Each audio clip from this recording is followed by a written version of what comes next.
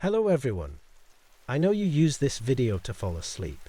So before that, like the video and subscribe to the channel. Also, where are you from and what time are you watching? Now get comfortable and relax.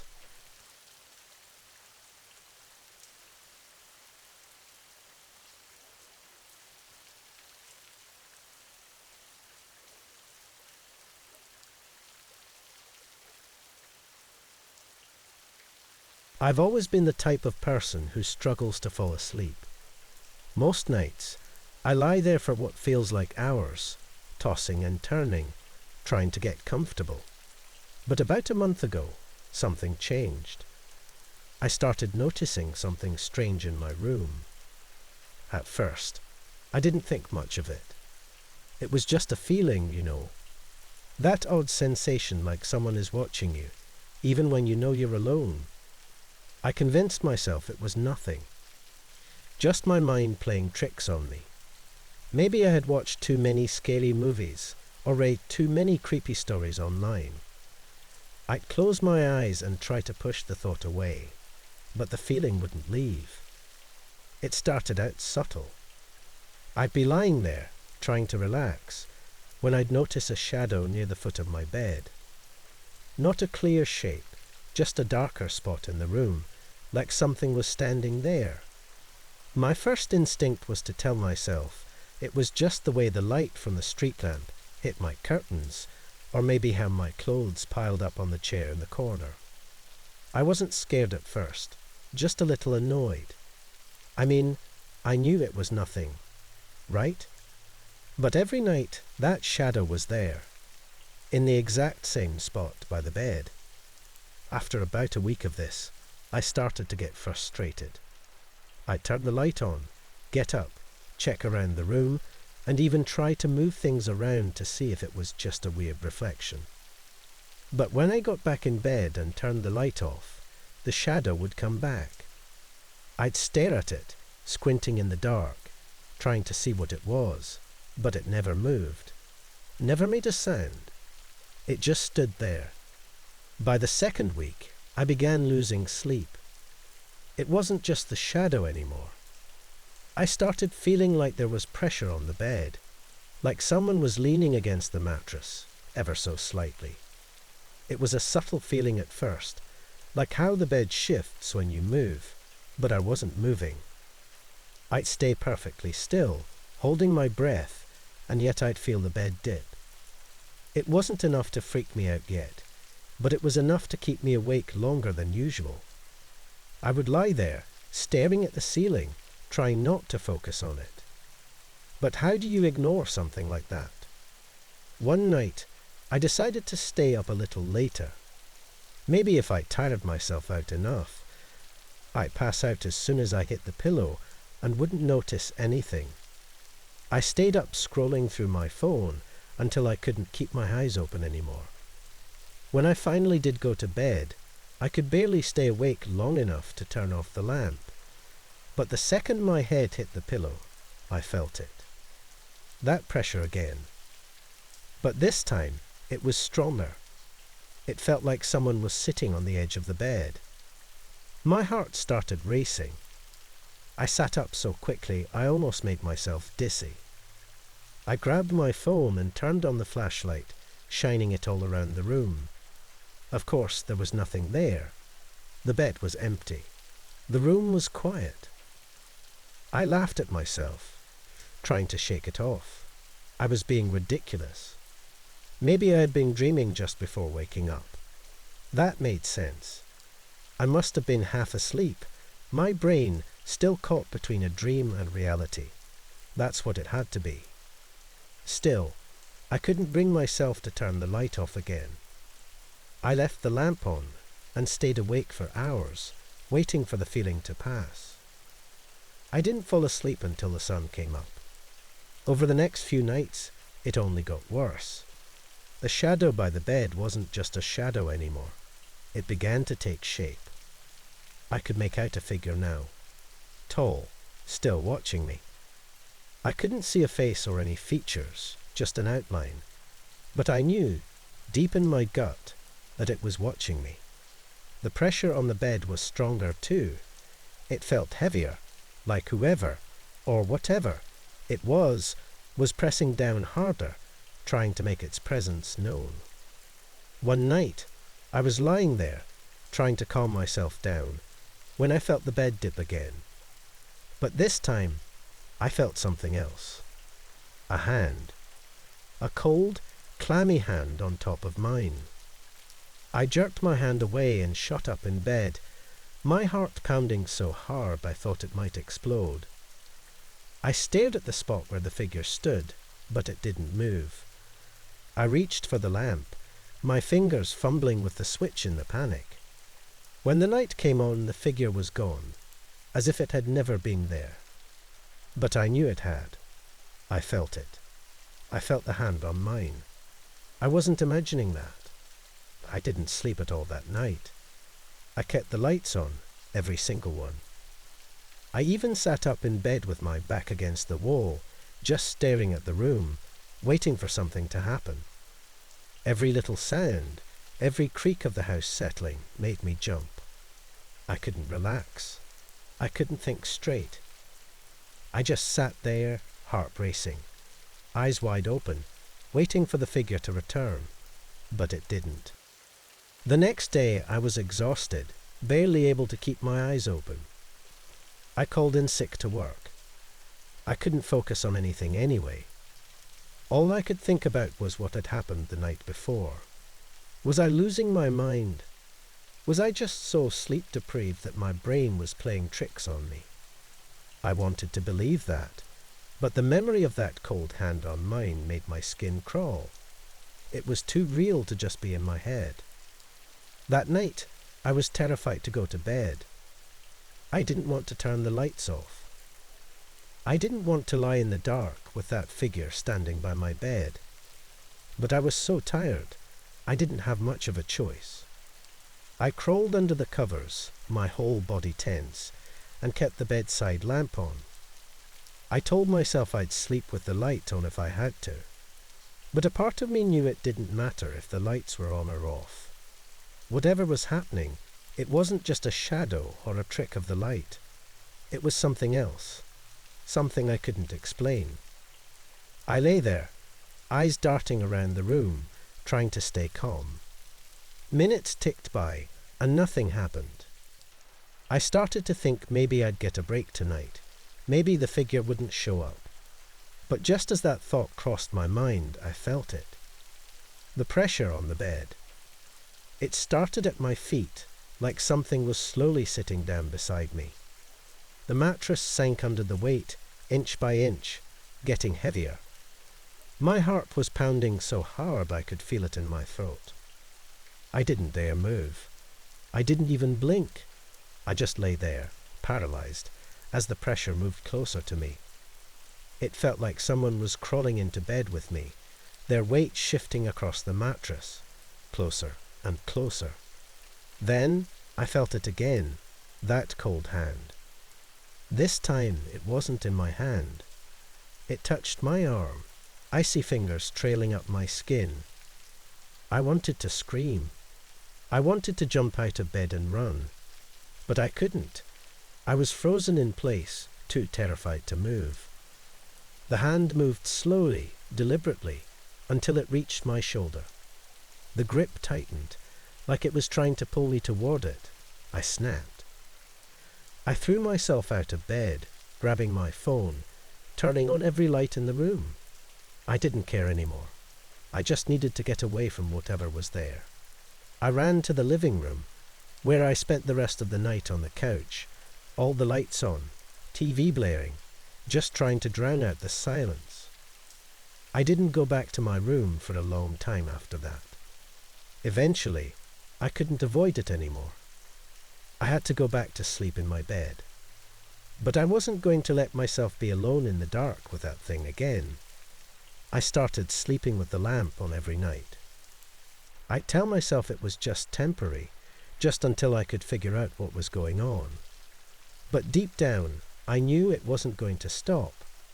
Whatever it wasn't going to leave just because I kept the lights on. The shadow still comes back. It stands by the bed, watching, waiting. And sometimes I still feel the pressure on the mattress, the weight of something unseen sitting beside me. But I haven't felt the hand again, not since that last night. It's like it's waiting for me to let my guard down. Maybe it's waiting for me to turn the light off again. Maybe it's just waiting for me to fall asleep. But I don't think I can. Not anymore. I thought about moving, packing everything up and leaving this place behind. But something inside me tells me that it wouldn't matter. Whatever is happening isn't tied to the apartment. I don't think it's the room that's haunted. I think it's me. The idea of moving and taking this thing with me is worse than staying.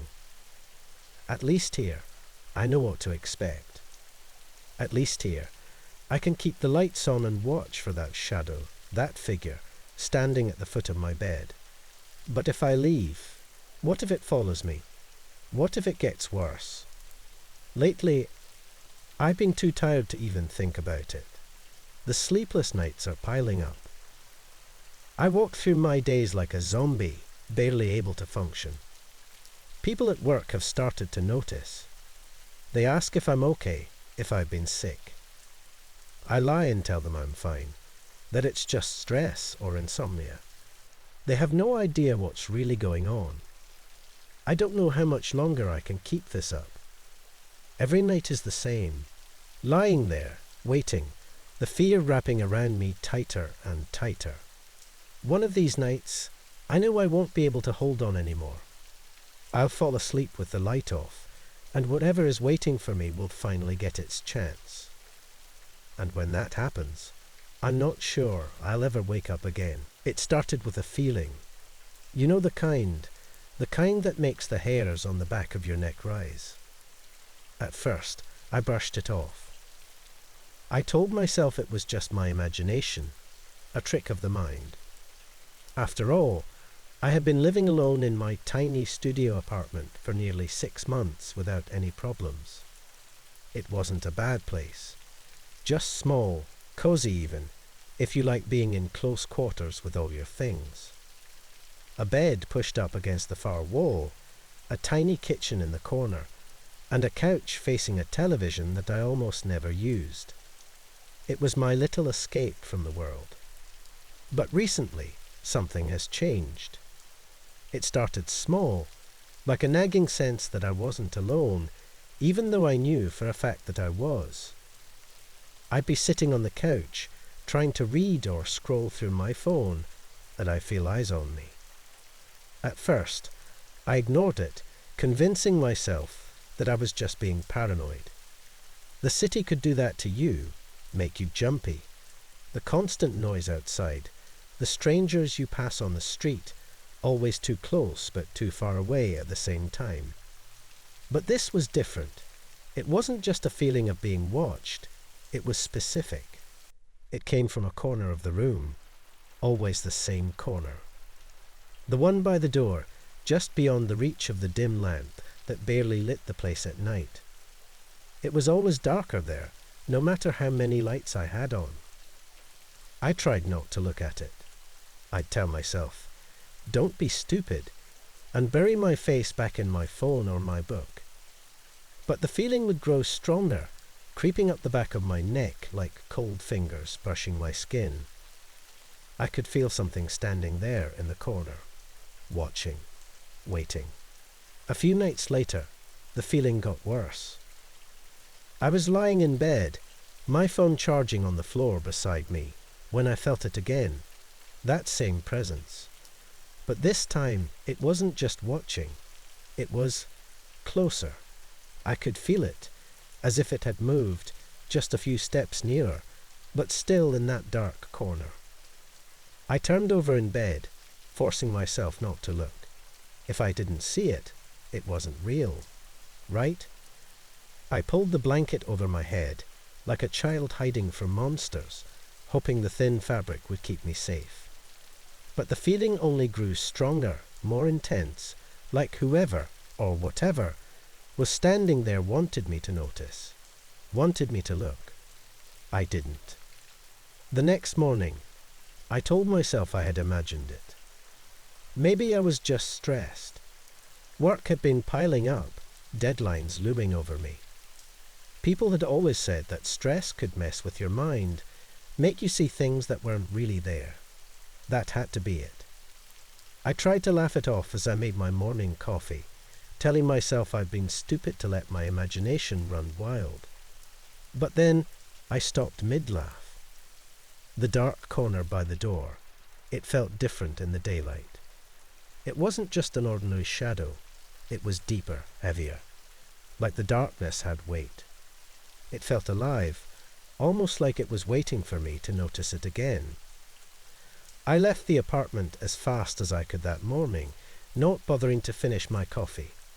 After that, I avoided staying home at night. I'd stay out late, going for walks or hanging out in cafes, anywhere that wasn't my apartment. But no matter how late I stayed out, I always had to come back. And every time, the feeling was there, waiting for me in that same dark corner. I watched it, always watching. One night, after a particularly long day at work, I was too tired to keep avoiding it.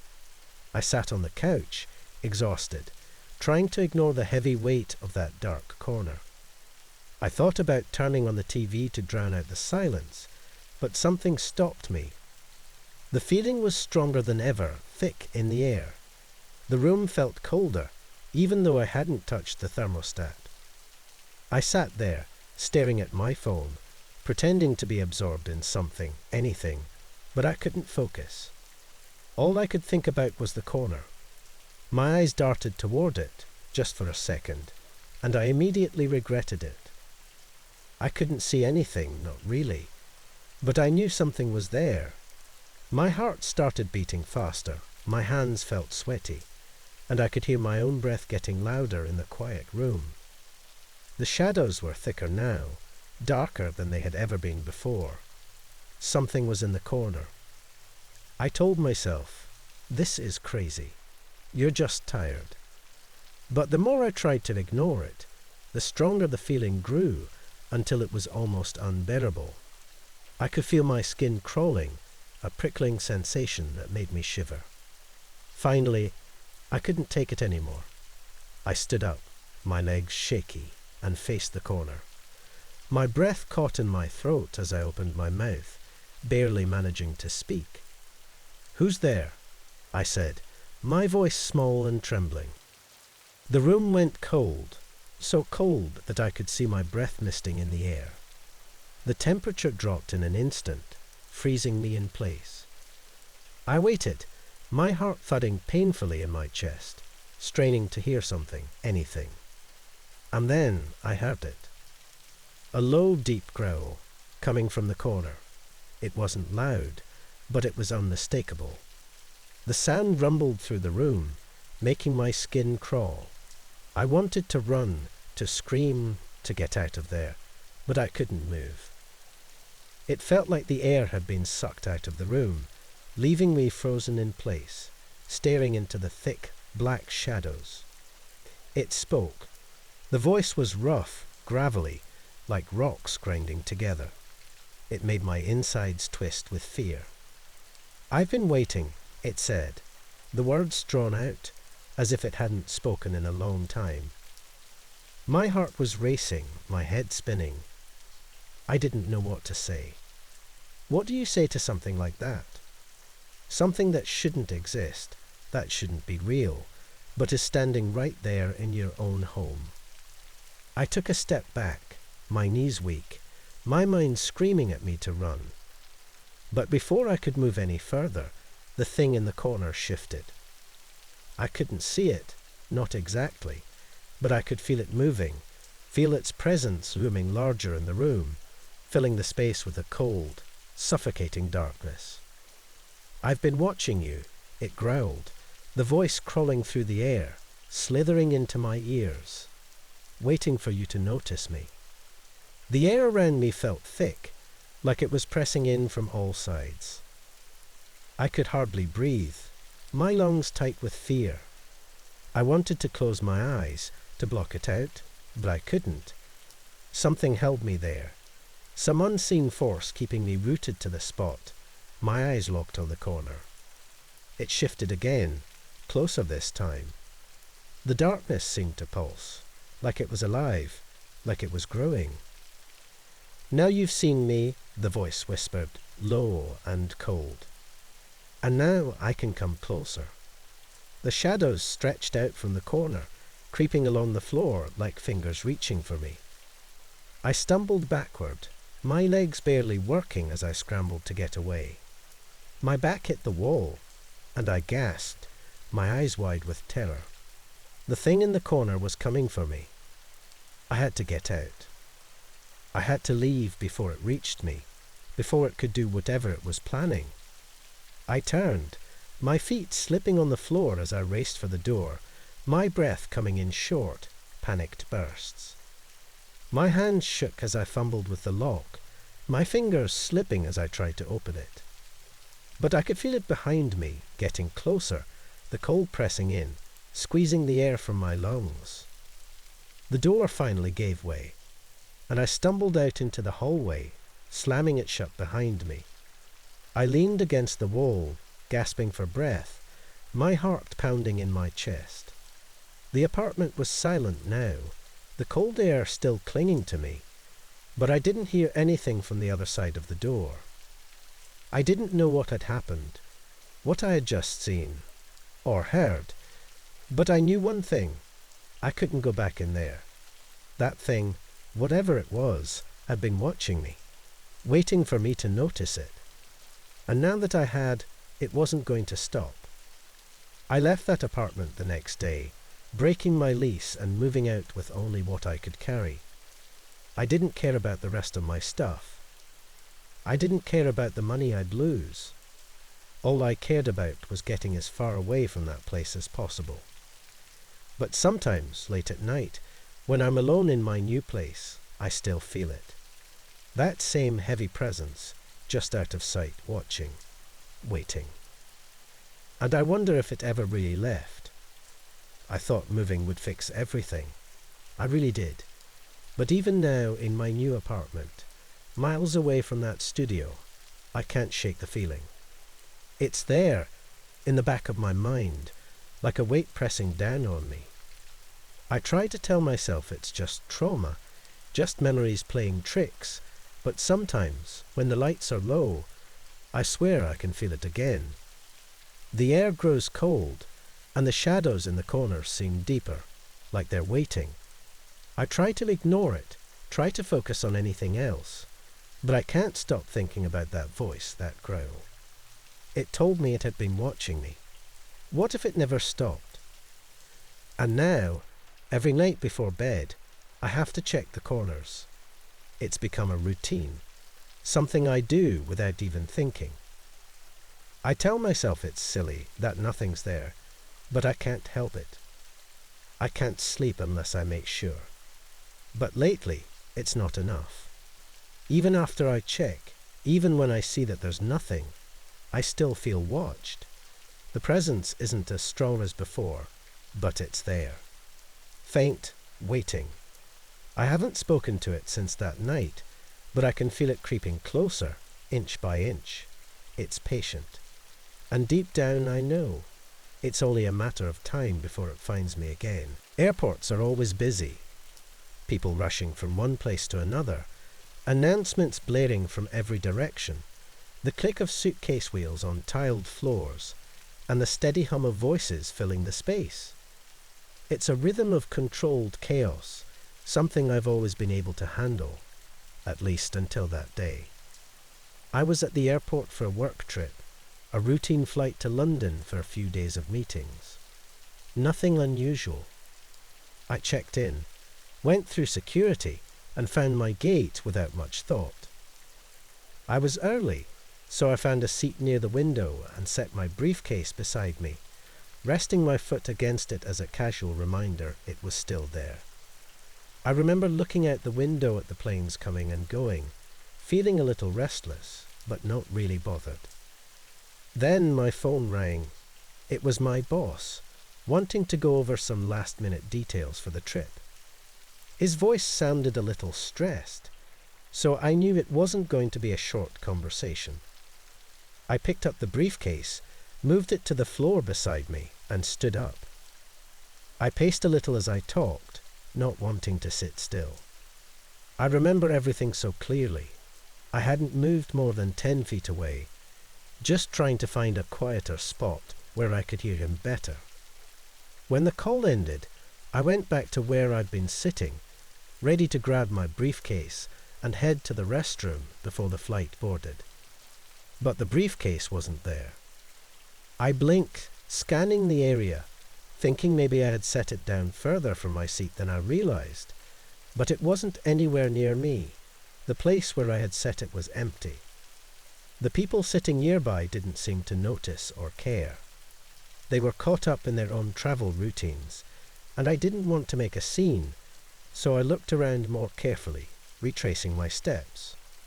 My heart started to pick up.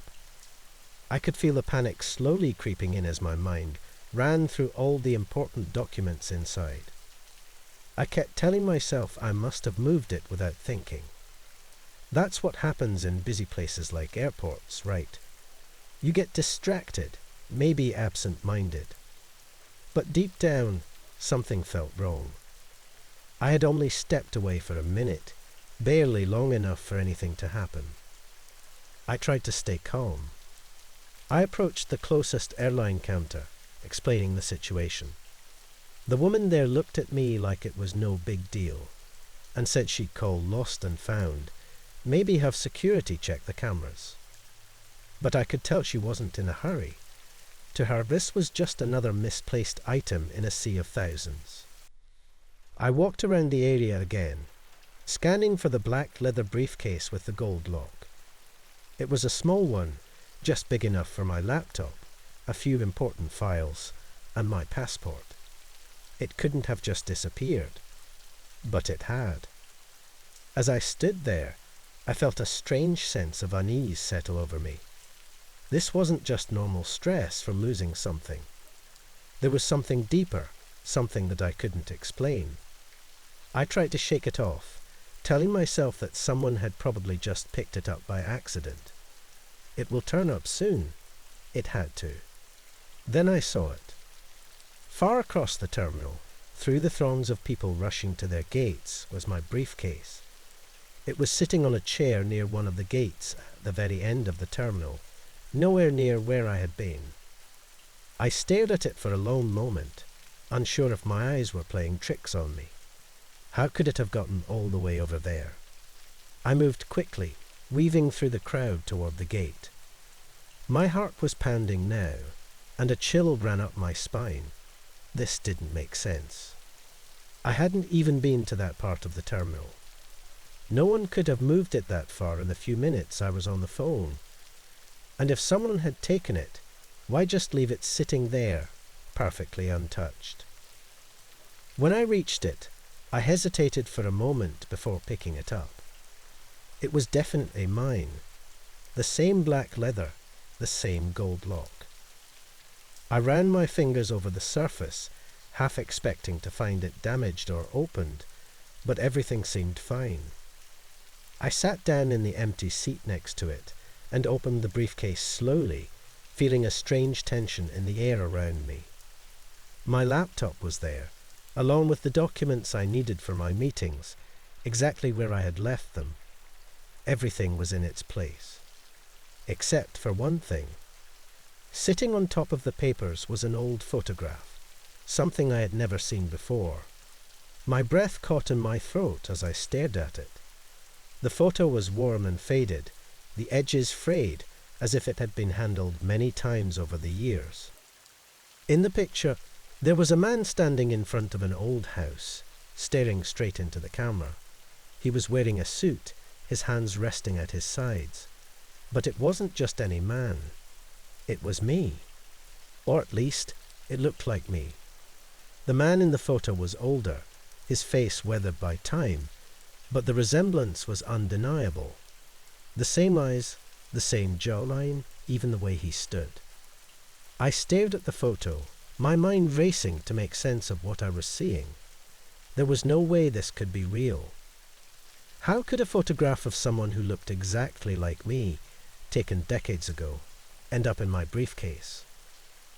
I turned the photo over, hoping to find some kind of explanation, maybe a note or a date. But the back was blank.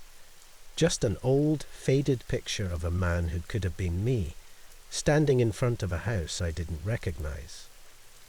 My hands started to shake as I slipped the photo back into the briefcase and closed it. I tried to convince myself that someone was playing a prank, though I couldn't figure out who or why. It was just too strange. Maybe someone had taken the briefcase for a moment, slipped the photo inside, and returned it without me noticing. But that didn't explain how it had moved across the terminal, or why the man in the picture looked so much like me.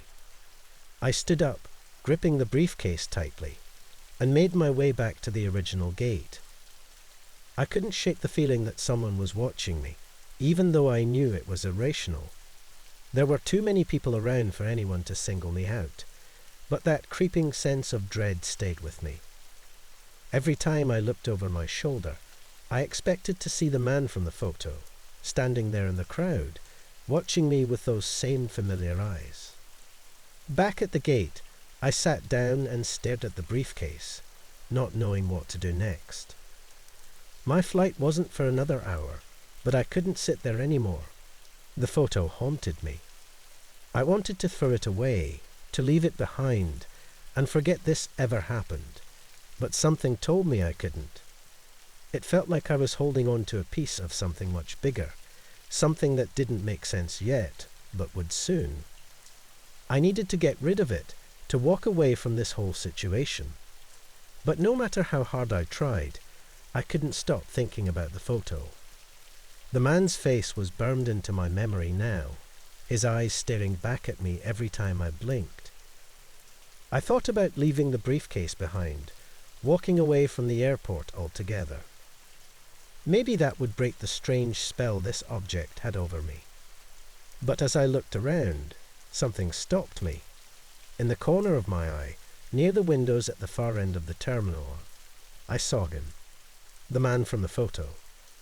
He was standing there, just like in the picture, wearing the same suit. His face was older, lined with age, but there was no mistaking it. It was him. It was me. I stood up without thinking, my pulse quickening as I tried to focus on him. But the moment I did, he turned and walked away, disappearing into the crowd. I ran after him, weaving between the travellers, ignoring the startled looks from people as I passed. I couldn't let him disappear. I had to know who he was, why he was here, and how any of this was possible. But no matter how fast I moved, he always seemed just out of reach, slipping through the throngs of people like a ghost. Eventually, I lost him. He was gone, vanished into the chaos of the airport.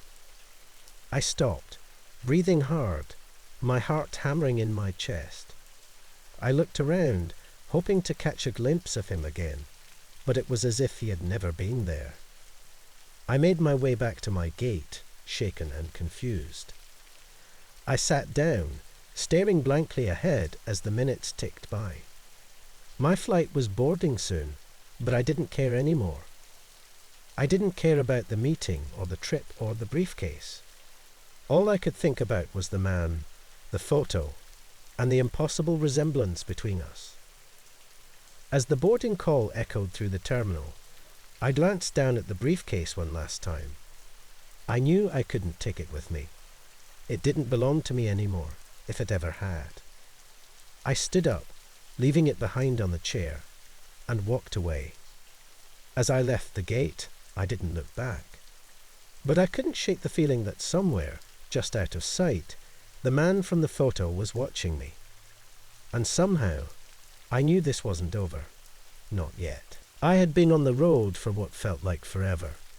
Exhaustion weighed on me like a heavy blanket, and by the time I reached the hotel, my body begged for rest.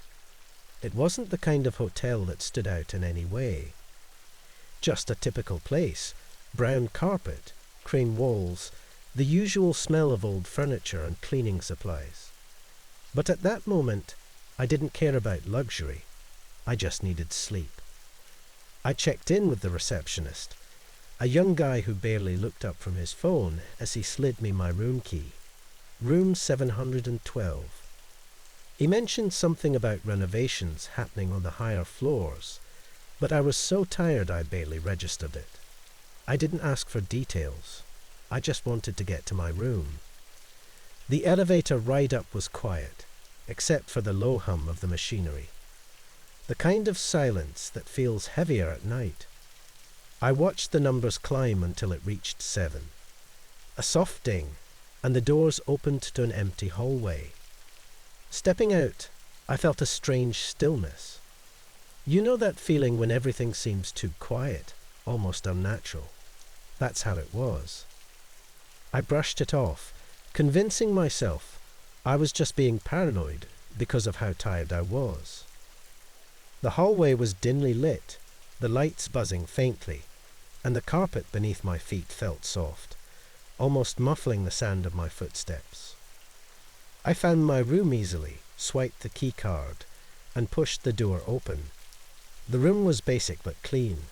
A bed, a small desk, a TV that probably hadn't been updated in a decade. But none of that mattered.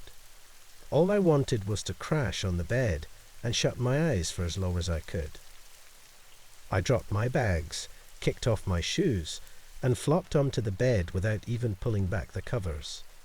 For a while, I just lay there, staring at the ceiling, trying to shut my brain off. Eventually, I must have dozed off, though I'm not sure how long I slept before I woke up again. It was the sound of footsteps that pulled me from sleep. At first, I thought maybe it was just a guest passing by my room, heading to theirs. But the footsteps didn't stop. They went back and forth, right outside my door. A steady rhythm, slow and deliberate. I tried to ignore it, thinking it might be someone pacing while on the phone or just restless. I buried my face in the pillow, trying to fall back asleep, but the sound just continued. Back and forth, back and forth. After what felt like an eternity, I sat up in bed, rubbing my eyes. It had to be the middle of the night by now. Who the hell would be walking around at this hour? I reached for my phone on the nightstand and checked the time. 3:14 a.m. The footsteps were still there, still pacing right outside my door. My heart started to beat a little faster.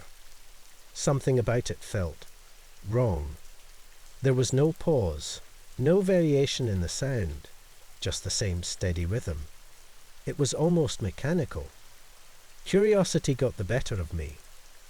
I swung my legs over the side of the bed, stood up, and walked slowly toward the door. As I got closer, the footsteps became louder. I hesitated for a moment, my hand hovering over the doorknob. Part of me didn't want to open it.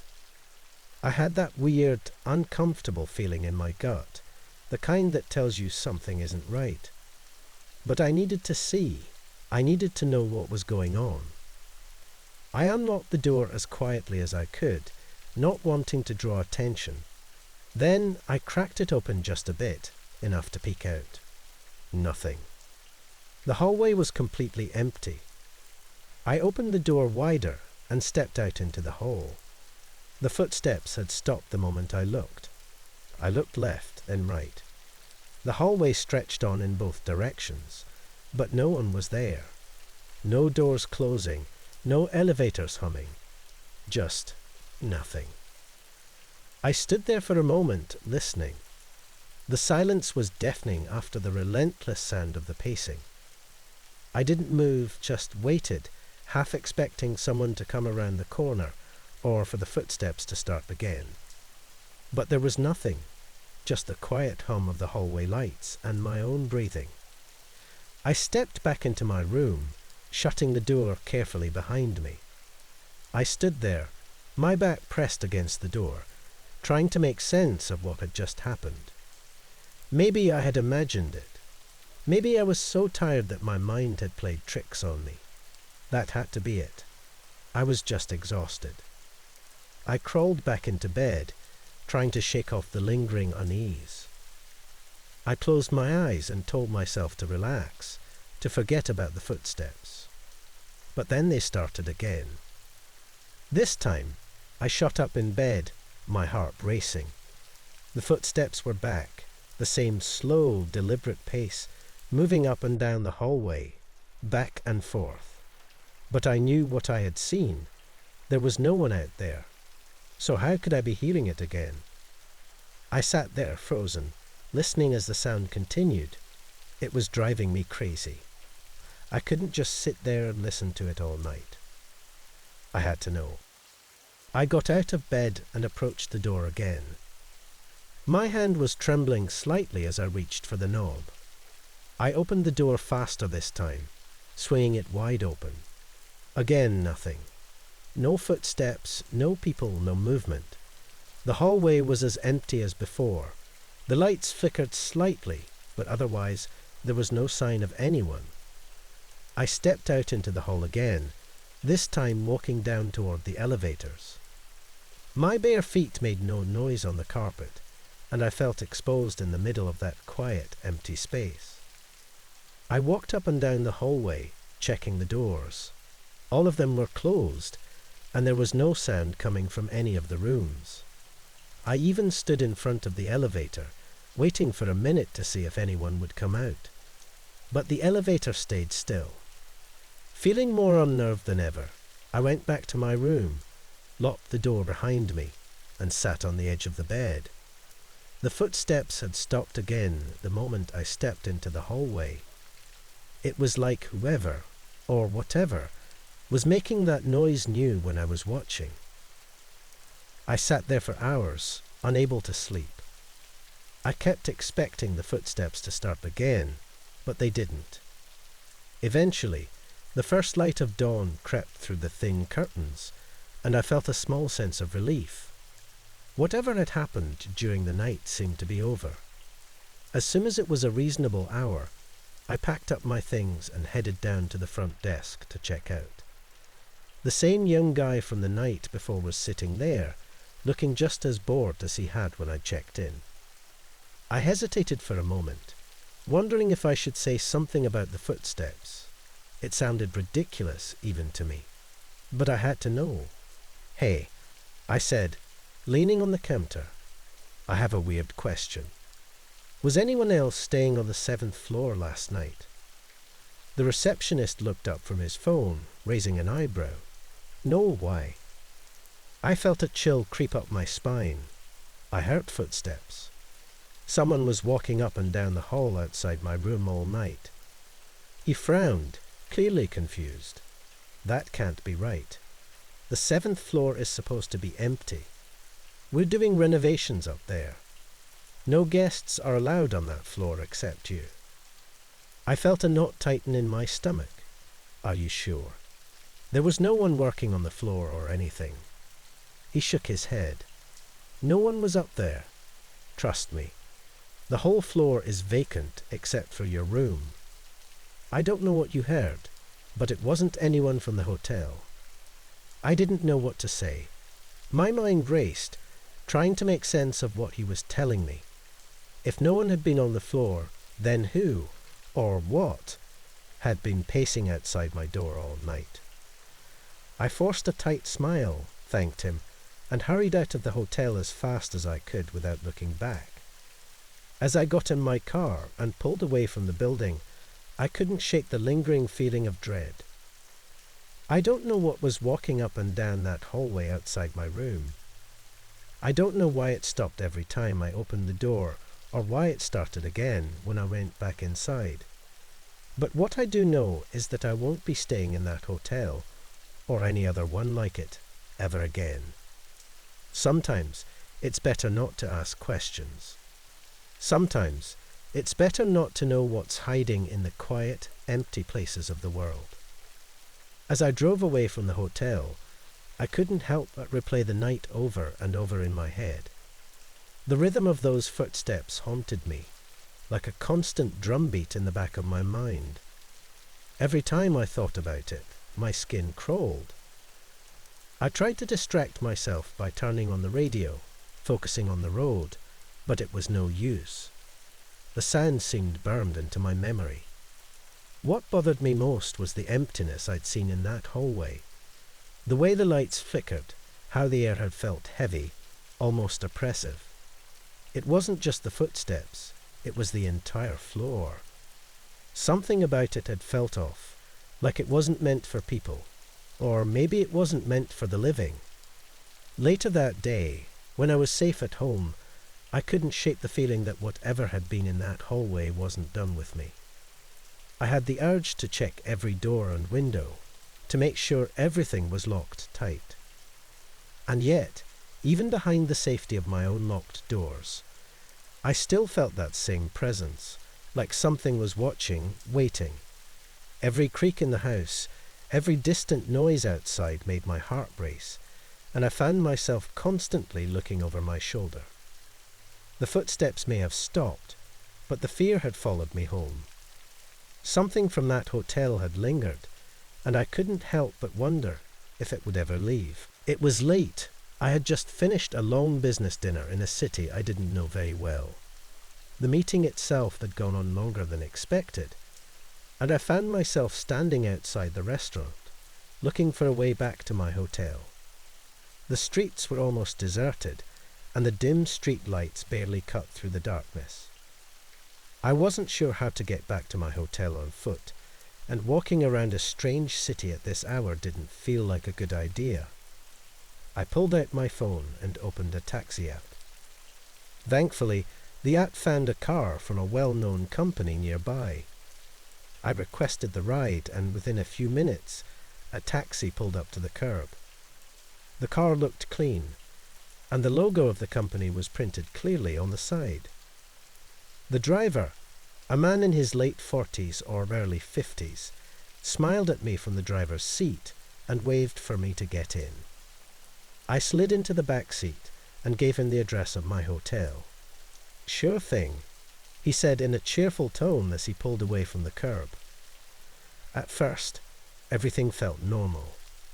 The driver seemed friendly enough, talking about how quiet the city could get at night and asking me how my evening had been. I answered politely, though I was feeling tired and wasn't much in the mood for conversation. I figured he was just trying to make the ride pleasant, so I played along. But as we drove deeper into the city, something started to feel wrong. The streets we were talking about were darker, emptier. At first, I thought maybe it was just because it was late, and most of the businesses were closed. But then I noticed we were passing fewer and fewer buildings, and the streetlights became more spread out. The car was moving into quieter, more deserted areas of the city. I tried to shake off the growing feeling of discomfort. Maybe the driver knew a faster route.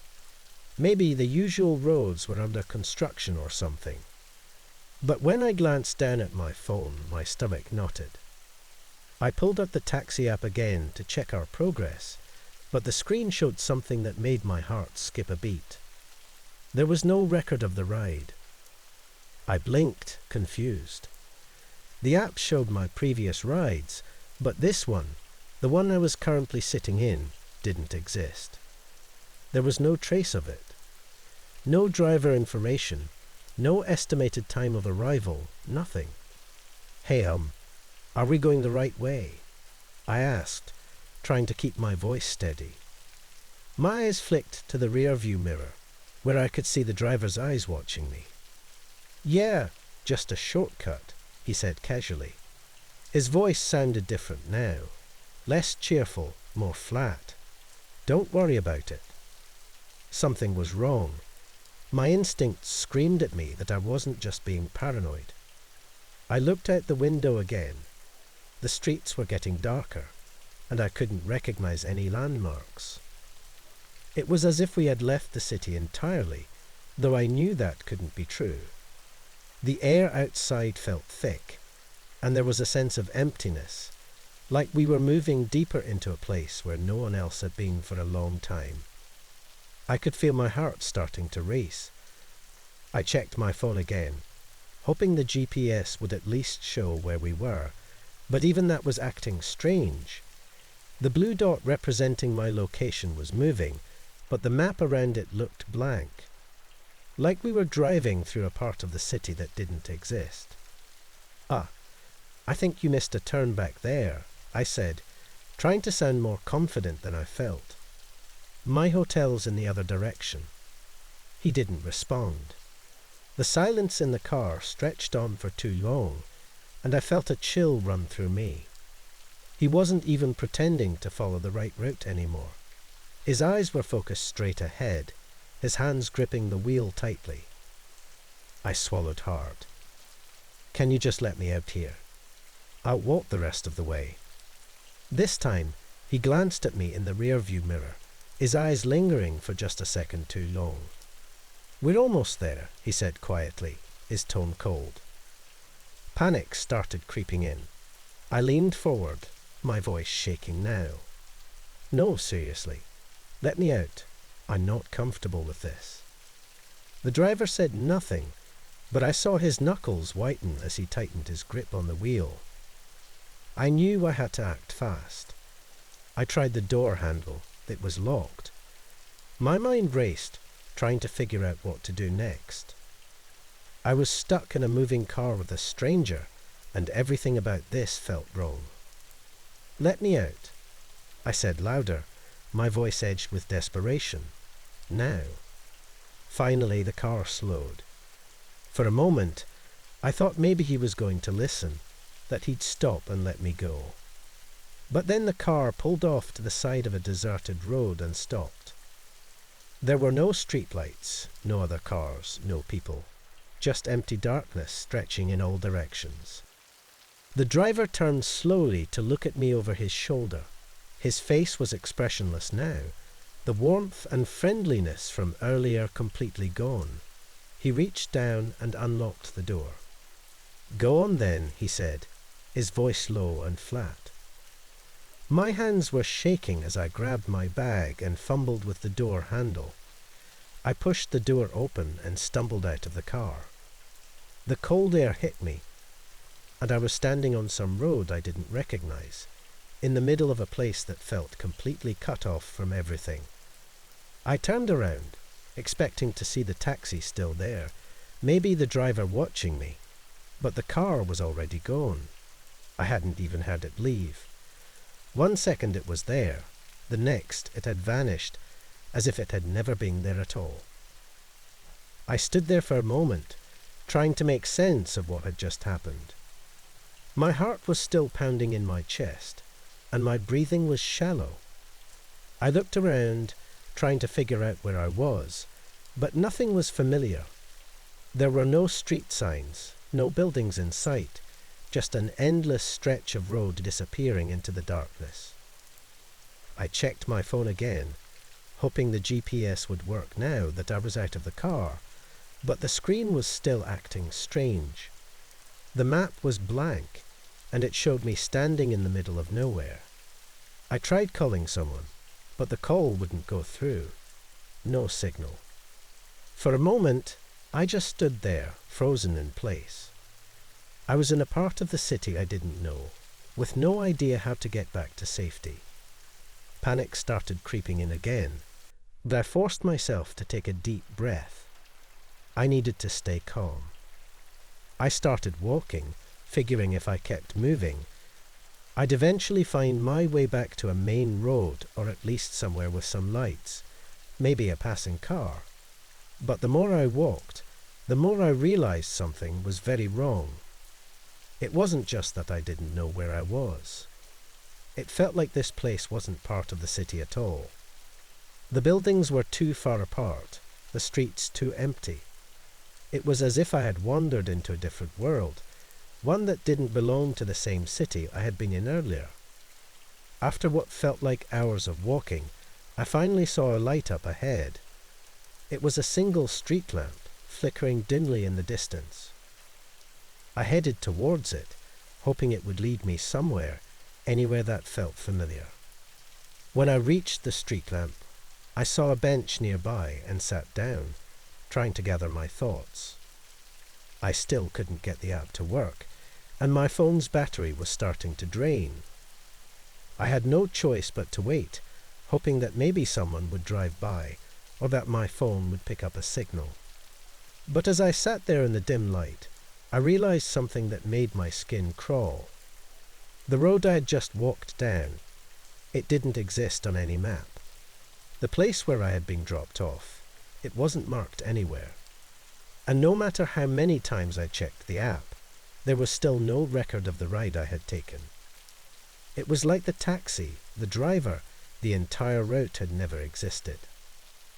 I don't know how long I sat there, but eventually a car did pass by. A regular car, not a taxi. I flagged it down, and the driver, an older woman, rolled down her window and asked if I needed help. I told her I was lost and asked if she could take me back to the city. She seemed confused when I told her where I'd been dropped off, saying she'd never heard of any roads like that around here. But she let me in the car, and eventually, after what felt like hours, we reached a part of the city that looked familiar. She dropped me off near my hotel, and I thanked her over and over again before finally heading inside. That night, I barely slept. I couldn't stop thinking about the driver, the strange roads, the way the taxi had disappeared so suddenly.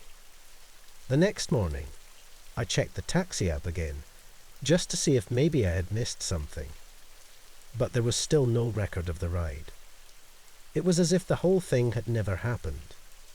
But I know it did, and every time I think about it, I can't shake the feeling that somewhere out there, that driver is still picking people up, taking them to places that don't exist, and disappearing without a trace.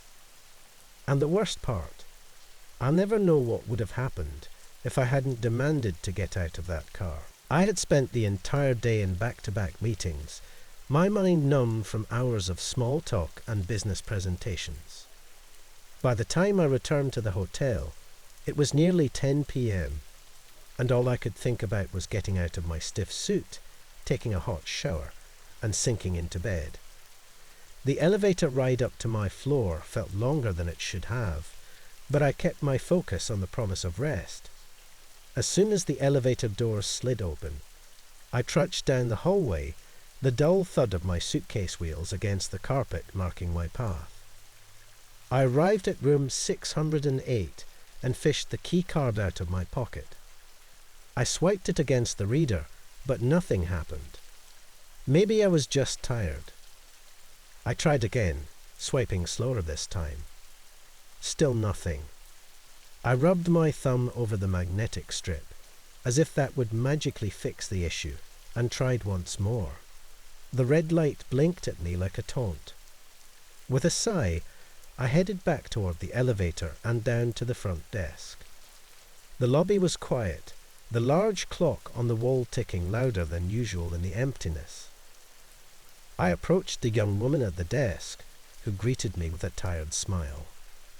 "Hi, I'm staying in room 608, but my key card isn't working," I said, sliding it across the counter toward her.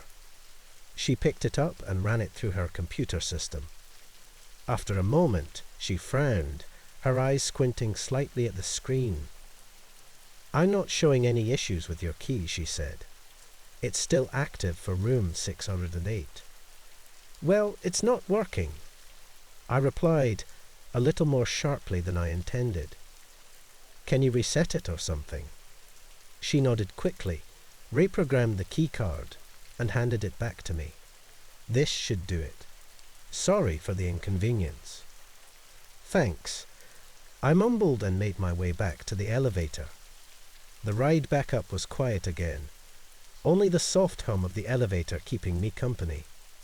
By the time I reached my floor, I was practically dragging my feet. I just wanted to get inside and collapse. Back at the door to room 608, I swiped the card once more. The red light blinked again. "Are you kidding me?" I muttered under my breath. I gave the door a frustrated push, but of course, it didn't budge. With no other option, I called down to the front desk. The key still isn't working. Can you send someone up to open the door?" The receptionist apologized and promised someone would be right up. A few minutes later, an older man in a maintenance uniform arrived with a master key. He gave me a nod and unlocked the door with a simple swipe. "Let's see what's going on here," he said, pushing the door open. The sight that greeted me made my stomach drop. The room was completely wrong. There were clothes strewn across the bed, a half-open suitcase on the floor, and an unfamiliar jacket draped over the chair. None of it was mine. "I don't understand," I said, my voice shaky. "This is my room. I've been staying here for the last 2 nights. The maintenance man frowned and stepped inside. He checked the number on the door and then glanced around the room. "Looks like someone else is staying here now." "But that's impossible," I insisted. "My stuff should be in here." He gave me a confused look. "Well, there's clearly someone else here now. You sure you didn't switch rooms?" "I didn't switch rooms," I snapped. "I've been in this room all week." He shrugged and picked up the phone on the nightstand. "Let me call down to the desk and check." As he dialed, I stood frozen in the doorway, trying to process what was happening. My suitcase, my clothes, my laptop. Everything I had brought with me was gone, replaced by a stranger's belongings.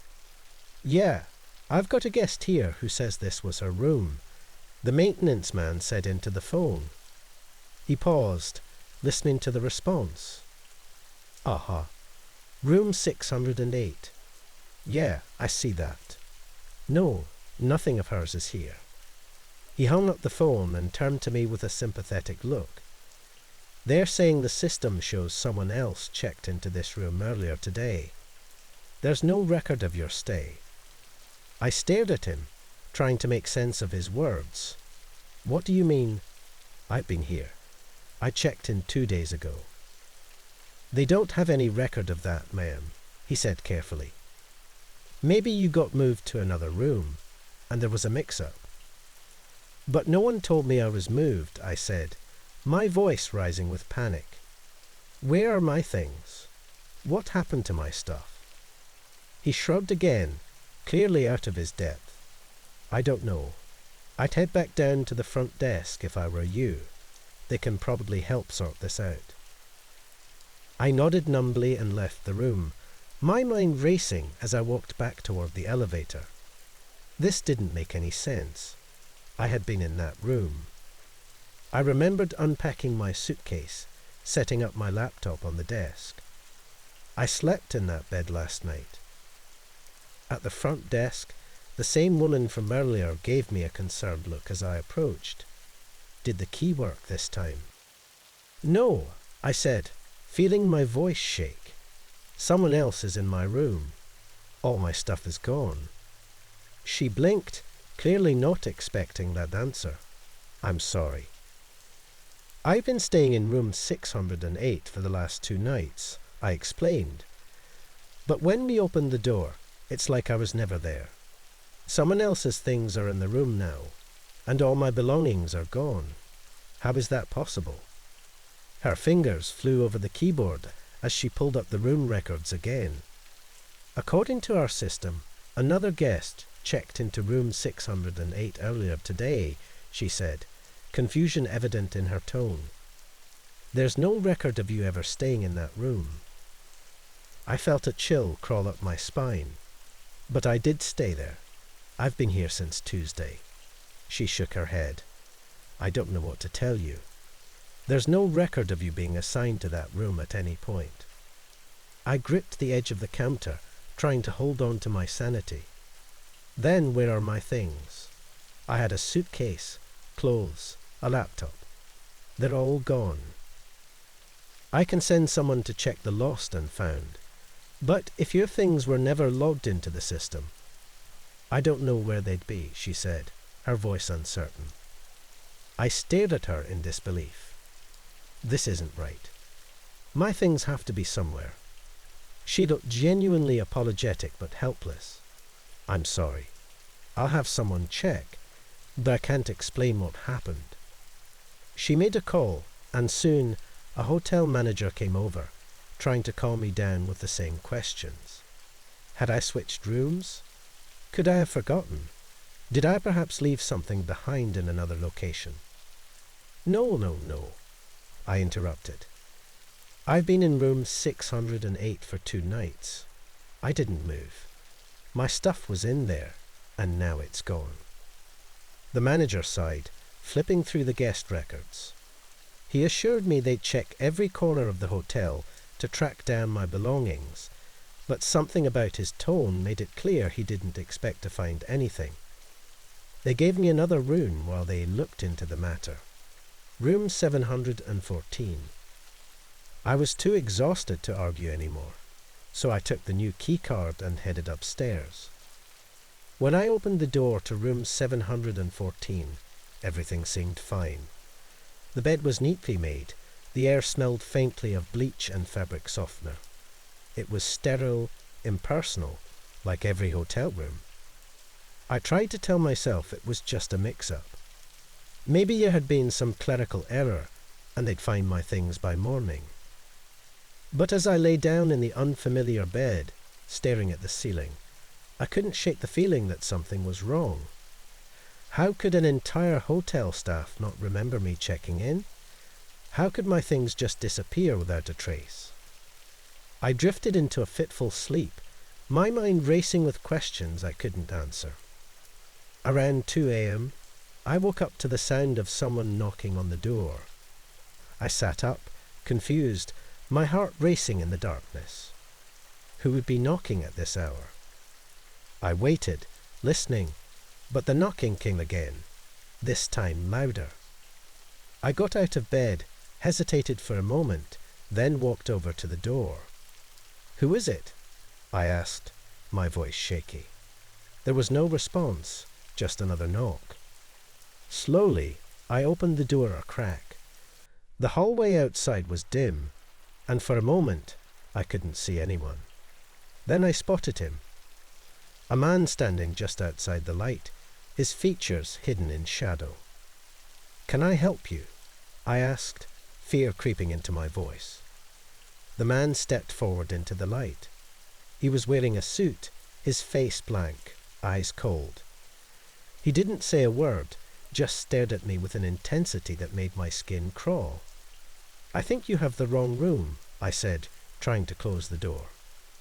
But before I could shut it, he spoke, his voice low and flat. "This was never your room." I froze, staring at him in disbelief. "What do you mean?" The man smiled, a slow, unsettling smile. "You don't belong here. You never did." I slammed the door shut and locked it, my hands shaking. I backed away, heart thudding in my chest. What was happening? I grabbed the phone on the nightstand and called the front desk. "There's a man outside my room," I said, my voice shaking. He said something about me not belonging here. The receptionist's voice was calm, almost too calm. "I'm sorry, ma'am, but there's no one staying in the room next to yours." I stared at the door, fear gripping me. But he was just here. "I'll send someone up to check," the receptionist said, though her tone didn't sound very convincing. I hung up the phone and waited, my ears straining for any sound outside the door. Minutes passed, but there was no knock, no footsteps, nothing. Eventually, I crawled back into bed, though sleep felt impossible. The next morning, when I went to the front desk, the manager told me they had no record of anyone knocking on my door the previous night. As I checked out, I couldn't shake the thought that maybe, just maybe, I had never really been there at all. I checked into the hotel late that night, tired from a long day of meetings. It was one of those towering high-rise hotels in the heart of the city. Everything about it felt cold, impersonal, and a bit too quiet, but at that point, I didn't care. All I wanted was sleep. My room was on the 28th floor, far up enough that the view below was a patchwork of tiny lights and distant car horns, but inside it was nothing but silence. The room itself was typical: a queen bed, a desk, a TV mounted on the wall, and blackout curtains that swallowed the city lights outside. I dropped my suitcase next to the bed, barely managing to change into my pajamas before collapsing onto the mattress. My body ached, the stress of work weighing down on me like a heavy blanket. I let my eyes close, grateful to finally escape the exhaustion of the day. At first, I thought it was a part of a dream when I heard the blaring noise. I had been floating in that space between sleep and wakefulness when the shrill sound pierced through the darkness. It took a moment to realize it wasn't in my head. The fire alarm was screaming. It was the kind of noise that rattled your teeth, loud and invasive, yanking me out of the comfort of sleep. Disoriented, I sat up, heart already beating hard. The red light of the alarm system flashed on the ceiling, casting harsh shadows in the room. I couldn't think straight. For a second, I just sat there, staring at the pulsing red light and listening to the alarm wail. Fire. I had to get out. That's what you're supposed to do, right? Grabbing my phone from the nightstand, I slipped into my shoes and grabbed my coat. I didn't take time to grab anything else. No suitcase, no wallet. There wasn't time for that, I thought. My mind screamed at me to move, to get out. The hallway outside my room was empty, but the alarm echoed off the walls, bouncing down the long corridor. I expected to see other people, other guests evacuating, but there was no one.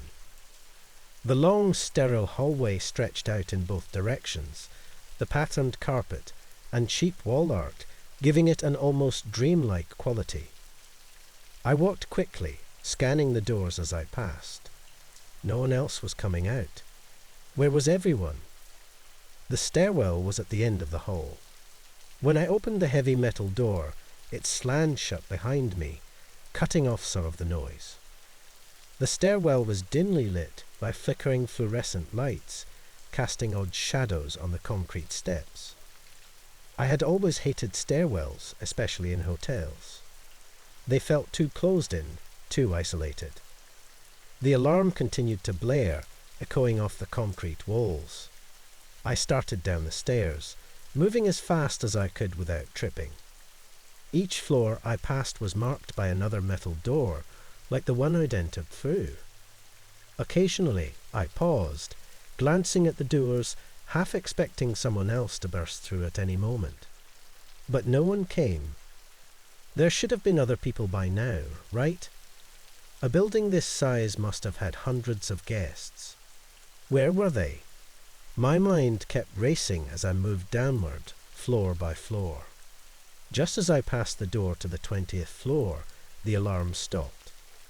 It didn't fade out or wind down. It just stopped. 1 second it was screaming in my ears, and the next there was nothing but the quiet hum of the lights.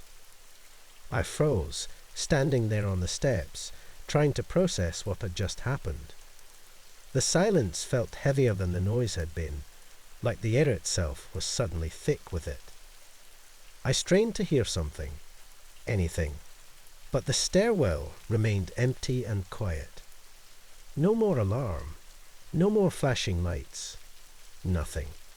For a moment, I thought maybe the fire had been contained, or maybe it had been a false alarm all along. But then why hadn't I seen anyone? No hotel staff, no guests, no one. The hairs on the back of my neck stood up. Something didn't feel right. I kept moving, descending the stairs faster now. My footsteps echoed in the empty space, each one seeming too loud, too sharp. I felt a growing sense of dread with each step, like I wasn't supposed to be there, like I was being watched. When I reached the 10th floor, I stopped. The door leading to the hallway was slightly ajar, just enough to make me pause. Every instinct I had told me not to open it. but I couldn't help myself. I reached out, pushing the door open, peeking into the corridor beyond. The hallway was dark, only lit by a few dim emergency lights. But it was what I didn't see that made my skin crawl. No people, no signs of evacuation, just long stretches of empty hallway, doors closed tight, as if no one had ever been there. I backed away, pulling the door shut behind me. I needed to get out of this building. The longer I stayed, the more wrong everything felt. I resumed my descent, moving as fast as I could. The stairwell seemed to stretch on forever now, like the more I tried to escape, the further away the exit became. And then, just as I was about to reach the ground floor, I heard it. Footsteps. Soft, barely there at first, but unmistakable. Someone was coming down the stairs behind me, a few floors up. I stopped, my heart slamming in my chest. For a moment, I didn't move, didn't even breathe. I strained to listen. The footsteps continued, slow and deliberate, one step at a time. Whoever it was, they weren't in any hurry. They weren't panicked or rushing to evacuate like I had been. It was almost like they were following me. I took off, running the last few flights of stairs, not caring about the noise I made. All I wanted was to get out of that stairwell, out of the building. The exit door was in sight now, just a few steps away. As I reached for the door, I heard it again, those footsteps, closer now, echoing off the walls. My hand trembled as I pushed the door open, practically falling out into the hotel lobby. The lobby was empty. No one at the front desk. No guests wandering through. Just an empty, silent space. Even the usual hum of the air conditioning seemed muted, like the entire building had been swallowed by a quiet that shouldn't have been there. I rushed toward the front doors, hoping to find someone outside. But when I reached them, they didn't budge.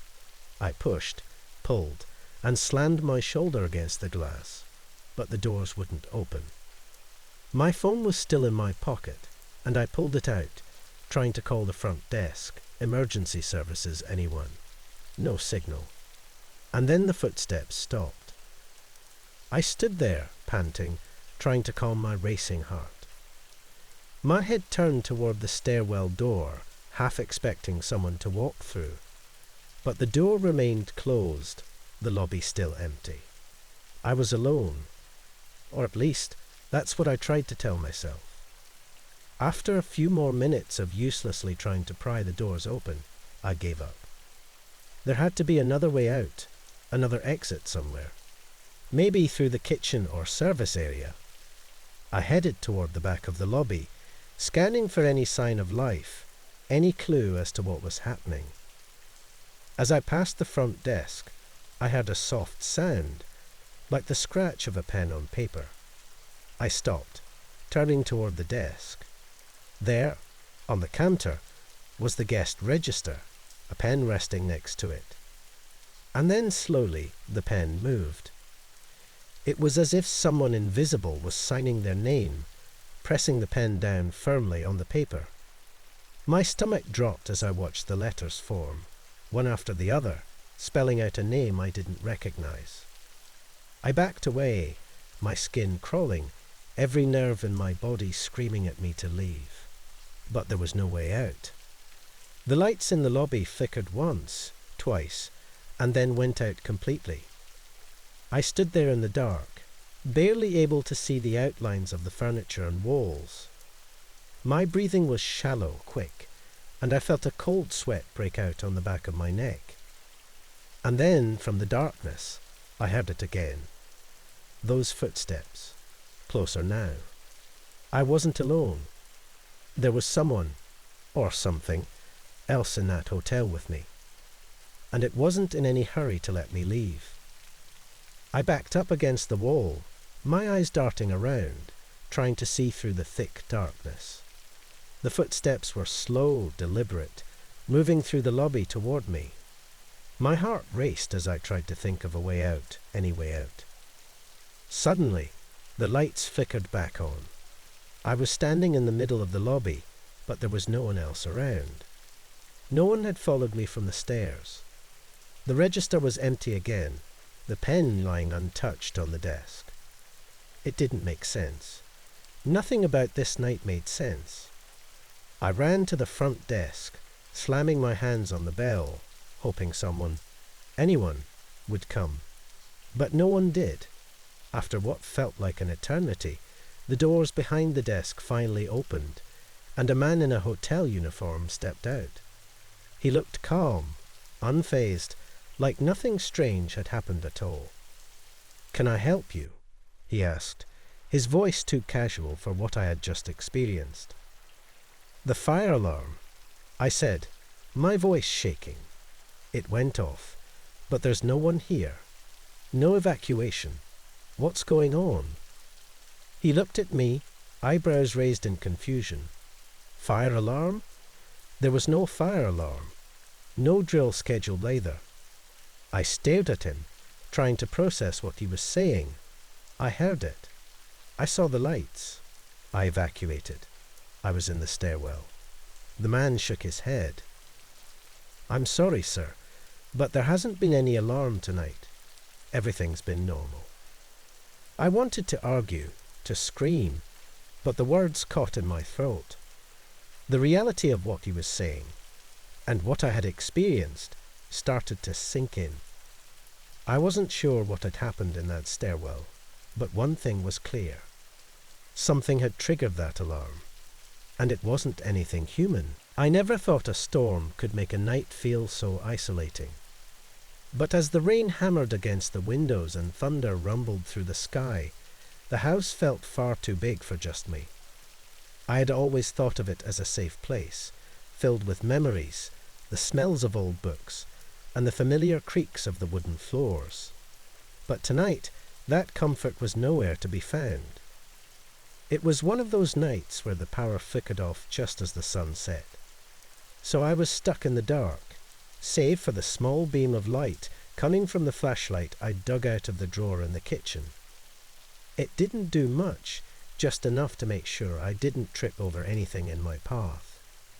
The storm outside had been raging for hours, the wind howling through the trees, and every now and then a crack of lightning would light up the room for a split second before everything plunged back into shadows. I told myself that I wasn't scared. After all, I had spent plenty of nights alone in this house. But there was something different tonight. It was the way the house felt heavier somehow, like it was holding its breath. Or maybe it was just the storm playing tricks on my mind. I settled down on the couch, scrolling through my phone for anything to distract me, but it was pointless. No internet, no messages, just the occasional flash of lightning reminding me how alone I was. I sighed, trying to get comfortable, when I heard it for the first time. A thump. It wasn't loud at first, just a dull sound, almost like something heavy had fallen upstairs. I paused, my heart picking up a little, but I told myself it was nothing. The house was old. Maybe something shifted in the attic. But then it happened again, louder this time. Thump. I sat up straight, my grip tightening around the flashlight. I aimed it toward the ceiling, as if that would help me see what was making the noise. There was another sound, but this time it wasn't a thump. It was more of a scratching sound, like something was moving above me. The attic. Of course, that's where it was coming from. I took a deep breath, trying to push down the growing sense of dread settling in my stomach. It had to be something explainable. Maybe a branch had broken through the roof, or an animal had gotten in somehow. Still, the idea of going up there didn't sit right with me. Another thump. This one was frantic, like something, or someone, was moving around restless. I stood up, my legs a little shaky, and forced myself to walk toward the hallway. My footsteps echoed in the silence, my flashlight barely cutting through the dark. The sound was louder now, and the scratching was more persistent. I could feel the vibrations through the floorboards, as if something heavy was pushing against them from above. When I reached the attic door, I hesitated. The door itself was old, with a simple pull-down latch. I hadn't been up there in years. There was no reason to. It was just a dusty storage space filled with old boxes, forgotten furniture, and a few relics from childhood. Nothing worth thinking about, but now it felt like the attic was coming alive with noise. I grabbed the latch, my hands slick with sweat, and pulled the door down. The creaking of the ladder as it unfolded seemed almost deafening in the silence that followed the last thump. I aimed my flashlight into the darkness above, the small beam trembling as I took the first step onto the ladder. The sound came again, closer this time, and with it I noticed something strange, a faint mechanical whirring, like the sound of gears slowly turning. It was a sound I hadn't heard in years, the kind of sound I never expected to hear again. I took another step, then another, until my head broke through the opening into the attic. The beam of light swept across the space, illuminating piles of old junk, forgotten boxes, and dusty furniture. For a moment, everything was still. Then I saw it. In the corner, barely visible under a torn sheet, was an old wind-up toy. The sight of it sent a chill through me. It was a toy I hadn't seen since I was a child. It was a small wooden figure, painted with faded colours, a relic from another time. It used to be one of my favourites. I'd wind it up, and it would march around in circles, its little arms swinging back and forth. But there was something wrong with it now. The toy was moving. It shouldn't have been. I hadn't touched it in years. No one had. And yet, there it was, its legs jerking back and forth, its arms moving with that same mechanical precision. The whirring of its gears filled the air, growing louder, more frantic. I watched in disbelief as it circled around the small patch of floor, its little face staring blankly ahead. Then it stopped. Just as suddenly as it had started, the toy froze in place, its legs bent, one arm raised. The attic fell silent again, but the air was heavy with something I couldn't explain. I took a step closer, shining my flashlight on the toy. That's when I saw it, the key in its back. It was fully wound, ready to go. I hadn't touched that toy in years. No one had. And yet, someone, or something, had wound it up. My heart was racing now, and I couldn't shake the feeling that I wasn't alone up here. I turned around, shining my light across the attic, half expecting to see someone standing in the shadows. But there was nothing, just the toy, sitting there waiting. I bent down, slowly reaching out toward the toy. My fingers were shaking, but I couldn't stop myself. I had to know. As soon as I touched it, a sharp jolt of fear shot through me. The toy was cold, colder than it should have been, almost like it had been sitting in a freezer. That's when I heard the noise again. But this time, it wasn't coming from the attic. It was coming from downstairs. I froze in place, my mind racing. The storm outside had quieted, and now the only sound was the slow creak of footsteps below me. Someone was in the house. I stood up quickly, my heart hammering in my chest. I grabbed the flashlight and headed toward the attic ladder, trying to keep my footsteps light. As I reached the bottom, I listened. The footsteps were slow, deliberate, moving through the hallway below. I pressed myself against the wall, holding my breath. The noise stopped. For what felt like an eternity, there was silence. No movement, no sound. Just the faint whistle of the wind outside and the rain dripping from the gutters. Then there was a whisper, My name. It was so faint, I almost thought I had imagined it. But then I heard it again, a soft voice calling my name from the bottom of the stairs. I felt my throat tighten. I wasn't imagining it. Someone was down there calling to me. I didn't move. I couldn't. My body was frozen in place, my legs locked. I gripped the flashlight so hard my knuckles turned white. The voice called again, soft but clear, and this time it was followed by the creak of the floorboards. I knew then that whoever, or whatever, it was waiting for me. Summoning every ounce of courage I had left, I crept down the stairs, my hand trembling as I gripped the railing. The light from my flashlight bounced along the walls, casting long shadows that made everything feel distorted. I reached the bottom and stepped into the hallway, listening for any sign of movement. Nothing. I turned the corner, shining my light into the living room. It was empty. The only sound was the storm outside, the rain tapping on the windows. The door was still locked. No one had entered the house. I stood there for a moment, trying to make sense of it all. Had I imagined the voice, the footsteps? My mind felt scrambled, like I was stuck between waking and dreaming. Then a thought hit me, the attic. I turned on my heel and ran back up the stairs, my heart pounding in my ears.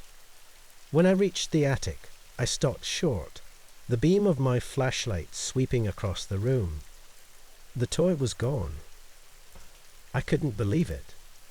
The toy, the same toy that had been there just moments ago, was nowhere to be found. The space where it had been was empty, the floor covered in a thin layer of dust. I backed up, my stomach churning with a mixture of fear and confusion. The attic was still silent, but I couldn't shake the feeling that something was watching me. That whatever had wound up that toy was still there waiting. As I stood there, trying to gather my thoughts, I heard it again, the faint whirring of gears. But this time, it wasn't coming from the attic. It was coming from behind me. Slowly, I turned around, the flashlight shaking in my hand. And there in the doorway, sitting on the top step of the attic ladder, was the toy. Its little arms swinging back and forth, its legs moving in small jerky steps. And behind it, standing in the shadows, was a figure. I couldn't see its face, but I didn't need to. It was my brother. He had been storing boxes in the attic earlier that week. It started small. I'd come home from work, tired after a long day, and noticed something was off. At first, it was the little things. The remote control wasn't where I usually left it, or a light would be on in the living room when I was sure I'd turned it off before heading out. I figured I was just being forgetful. After all, I had a lot on my mind. Work deadlines, bills, and the general stress of life. It was easy to brush off those small changes as nothing more than my own absent-mindedness. But then things started to happen more often. One morning, I came downstairs and found the front door unlocked. I specifically remembered locking it before going to bed. I was certain. Yet there it was, wide open. A part of me wanted to believe maybe I had unlocked it when I went to take out the trash and just forgot to lock it again. I mean, it could happen to anyone, right? That's what I told myself anyway. A few days later, I noticed my keys weren't on the kitchen counter where I always left them. I searched the entire house, growing more and more frustrated by the minute. After about an hour of tearing through drawers and checking under furniture, I found them lying on my bed. That made no sense. I never took them upstairs. It made me feel strange, like I wasn't as in control as I thought. But I tried to move on, until that night. I woke up around 2 a.m., the house quiet except for the usual sounds. creaks from the floorboards, the hum of the fridge downstairs. Still half asleep, I realized the light in the hallway was on. That was weird. I hadn't gotten up to turn it on. I thought maybe I was just being forgetful again.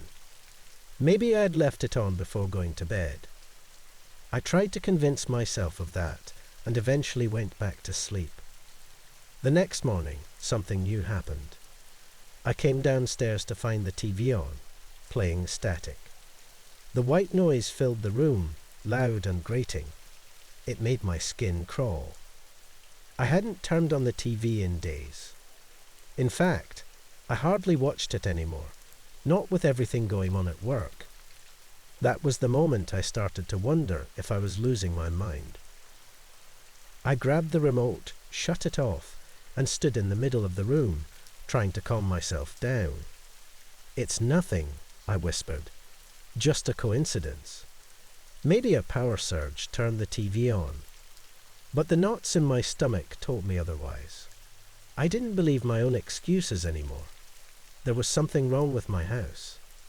Things escalated from there. The next evening, I came home to find the kitchen in disarray. Cabinets were left open, drawers half pulled out, and the faucet was dripping.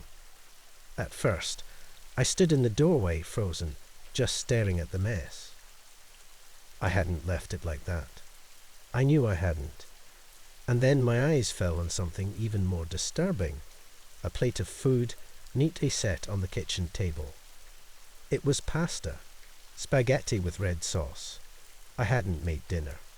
In fact, I hadn't even been in the kitchen since the morning, when I grabbed a quick coffee before heading out the door. The food was fresh, too. Steam still rising from the plate, as if someone had just cooked it. The silverware was set beside the plate, a fork and knife carefully placed on either side, like a meal waiting for someone. But no one else was here. I lived alone. A chill ran through me as I backed away, leaving the kitchen. My breathing became shallow, and I felt a pressure in my chest. The house, my home, what was happening? I hadn't left the door unlocked. I hadn't made the food. I hadn't done any of this. For the first time, I began to wonder if I was truly alone in the house. I tried to rationalize it. Maybe someone had broken in, but why would they cook dinner and leave without taking anything? None of it made any sense. I spent the rest of the night lying awake in bed, heart pounding, listening for any sound, any sign that someone else was in the house. The next day, I called a locksmith and had every lock in the house changed. It didn't make me feel any better, but at least I was doing something. I checked all the windows too, making sure they were locked tight. I needed to feel secure again. For a few days, nothing happened. No strange lights, no unlocked doors, no food mysteriously appearing. It almost felt normal again. I started to believe maybe I had just been overly stressed. Maybe I really had been imagining it all. But that illusion didn't last.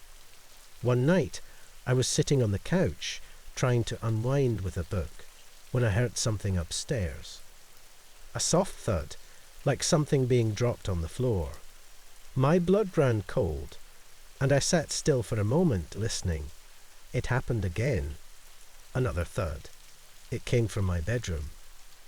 I stood up, heart racing, and slowly walked toward the stairs. My phone was in my hand, ready to call the police if needed.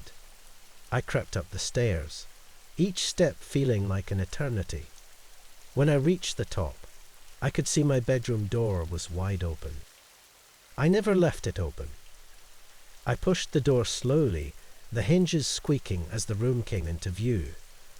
My bed was just as I'd left it, my clothes still folded on the chair in the corner. But then I noticed something on the floor, a picture frame, one that had been on my nightstand.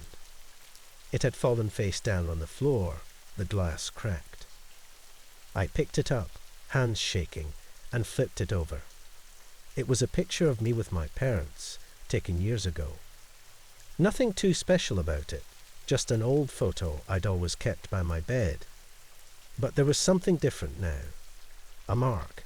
No, a smear on the glass. It looked like a fingerprint smeared across my face in the picture. I dropped the frame and ran out of the room. I didn't stay in the house that night. I couldn't. I drove to a friend's place, telling them I just needed a change of scenery. I didn't mention the strange events. I wasn't ready to be told I was imagining things. I needed to figure out what was going on in my own time. The next day, I started looking into the history of the house. It was an old place, built in the 1950s. The previous owner, an elderly woman named Margaret, had lived there for decades before passing away. From what I could gather, she had been a bit of a recluse, rarely leaving the house in her later years. No family, no visitors, just her. It was said she died in the house, sitting in her favourite chair in the living room. The very same chair I had pushed into a corner when I first moved in, finding it too old and worn to keep as a main piece of furniture. I started to wonder if Margaret never really left. It seemed ridiculous, but how else could I explain what was happening? The moving objects, the lights, the food, none of it made sense unless someone else was here. Someone I couldn't see. I didn't want to believe in ghosts. I wasn't the type of person who bought into that sort of thing. But I couldn't ignore what was happening right in front of me. I decided to test my theory. That evening, I stood in the kitchen, staring at the table where the plate of spaghetti had appeared just days earlier. I set out another plate, fork, and knife, arranging them the same way. Then I walked out of the kitchen and sat on the couch, waiting. Hours passed. I sat in silence, my eyes locked on the doorway to the kitchen. I couldn't hear anything. No footsteps. No sounds at all. But after what felt like forever, I stood up and made my way back to the kitchen. The plate was gone. In its place was a note, written in shaky, uneven handwriting. It wasn't my handwriting. I picked it up, hands trembling, and read the words. I never wanted to leave. A chill swept through my body, and I stumbled backward, dropping the note on the floor. I felt trapped. It wasn't my house anymore. It was hers. I ran upstairs, grabbed my things, and left the house. I didn't look back. I couldn't. There was nothing left for me there. Whatever was in that house, it wasn't going to let me live in peace. I stayed with a friend for a while, trying to figure out what to do. Part of me wanted to go back to fight for my home. But another part of me knew that wasn't possible. Margaret had claimed the house long before I ever moved in. I was just a guest, one she hadn't invited. In the end, I sold the house. I didn't give any explanation, didn't tell the new owners about the strange events. Who would believe me anyway? I moved to a new apartment, trying to put it all behind me. But sometimes, late at night, I still feel like I'm being watched. Like someone else is there, just out of sight. And I wonder if I ever really left Margaret's house at all. Even in my new apartment, things haven't been the same. At first, I thought it was just paranoia. After all, the human mind plays tricks, especially after going through something like that. But then, small things started happening again. A light flickering on when I swore I'd turned it off, or a chair pulled away from the table when I knew I'd left it pushed in. It was subtle, so subtle I tried to ignore it. But deep down, I had a feeling Margaret wasn't done with me. Last night, it became undeniable. I woke up to the sound of shuffling in my bedroom. In the dim light of the moon filtering through the window, I could see the faint outline of a figure standing near the foot of my bed. My heart beating as I reached for the light, but when it flicked on, the figure was gone. I sat there, breathing heavily, staring at the empty space where the figure had been. On my nightstand, where there had been nothing before, sat a single piece of paper with the same shaky handwriting from before. I'm still here. I've always loved the crackle of an old radio. There's something about it that makes everything sound different, like it's a voice reaching across time. It used to be just background noise while I did housework or scrolled through my phone. But on that particular night, it was my only company. It was Friday, and I was home alone. My roommates had all gone for a weekend trip, and I stayed back to catch up on some work. Or at least that's what I told them.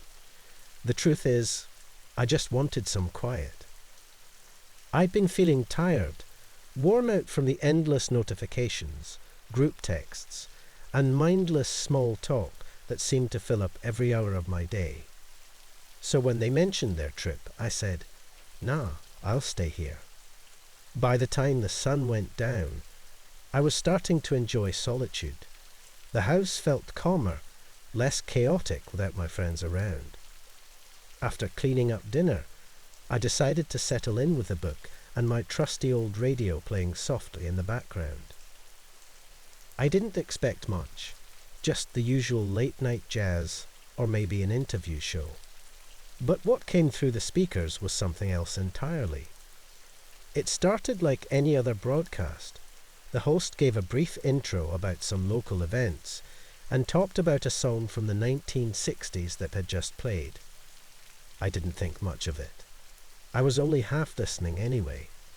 But then the signal cut out for a moment, leaving only static. I remember sitting up a little straighter, the sound bothering me. I fiddled with the dial, thinking the station might have gone out of range, but just as suddenly the static stopped. A voice came through, but it was different now. It wasn't the calm, steady voice of the radio host. This was sharp, urgent. Attention, this is an emergency broadcast. A chemical spill has been reported in the nearby area. Residents are advised to remain indoors and seal all windows and doors immediately. Repeat, stay indoors and seal all openings. I froze. My first thought was that it was a joke, maybe some late-night prank by the station.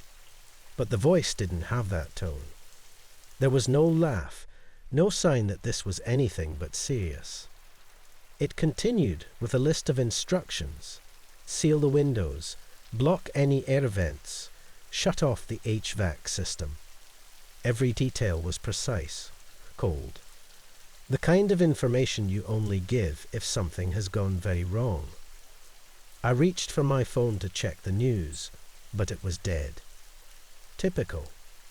I cursed under my breath and hurried to grab a charger, all the while listening to the radio as the voice repeated the warning. My heart started to beat.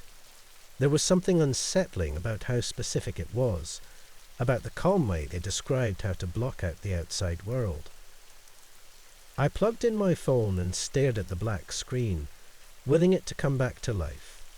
But it wasn't fast enough. What if this was real?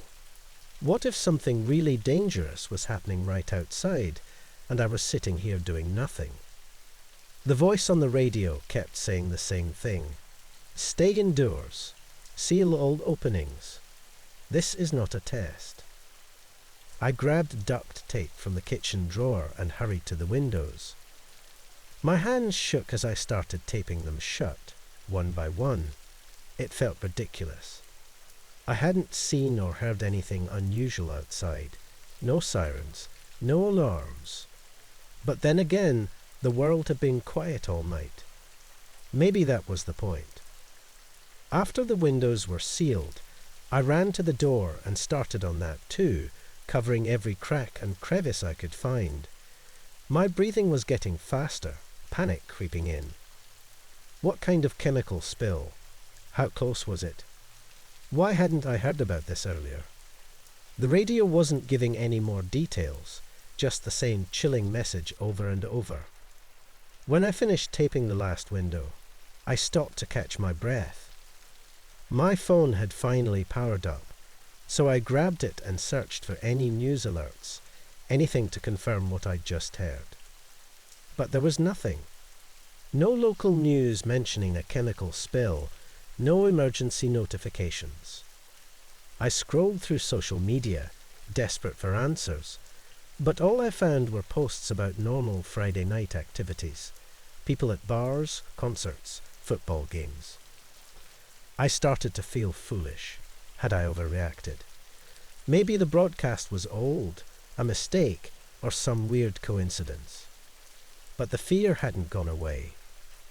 I stared at the tape-covered windows, at the blocked door, and I realized something.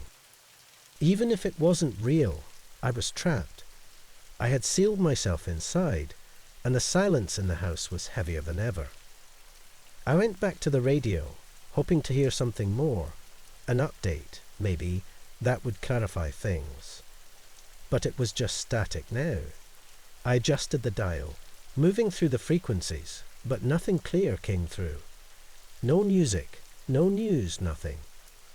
My heart was pounding in my chest as I sat down on the couch. The quiet was unbearable. I didn't know what to do. Should I call someone? The thought crossed my mind, but I didn't want to seem like an idiot. What if it was just a test, or some strange technical error?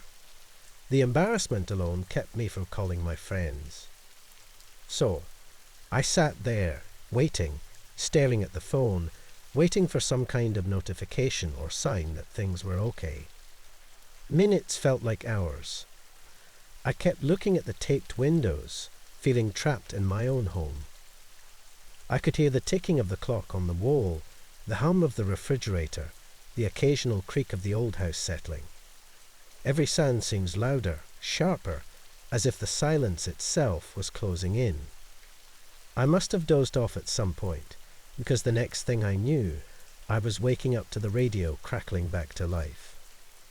I bolted upright, heart racing, and listened as the announcer's voice returned. But this time it wasn't urgent.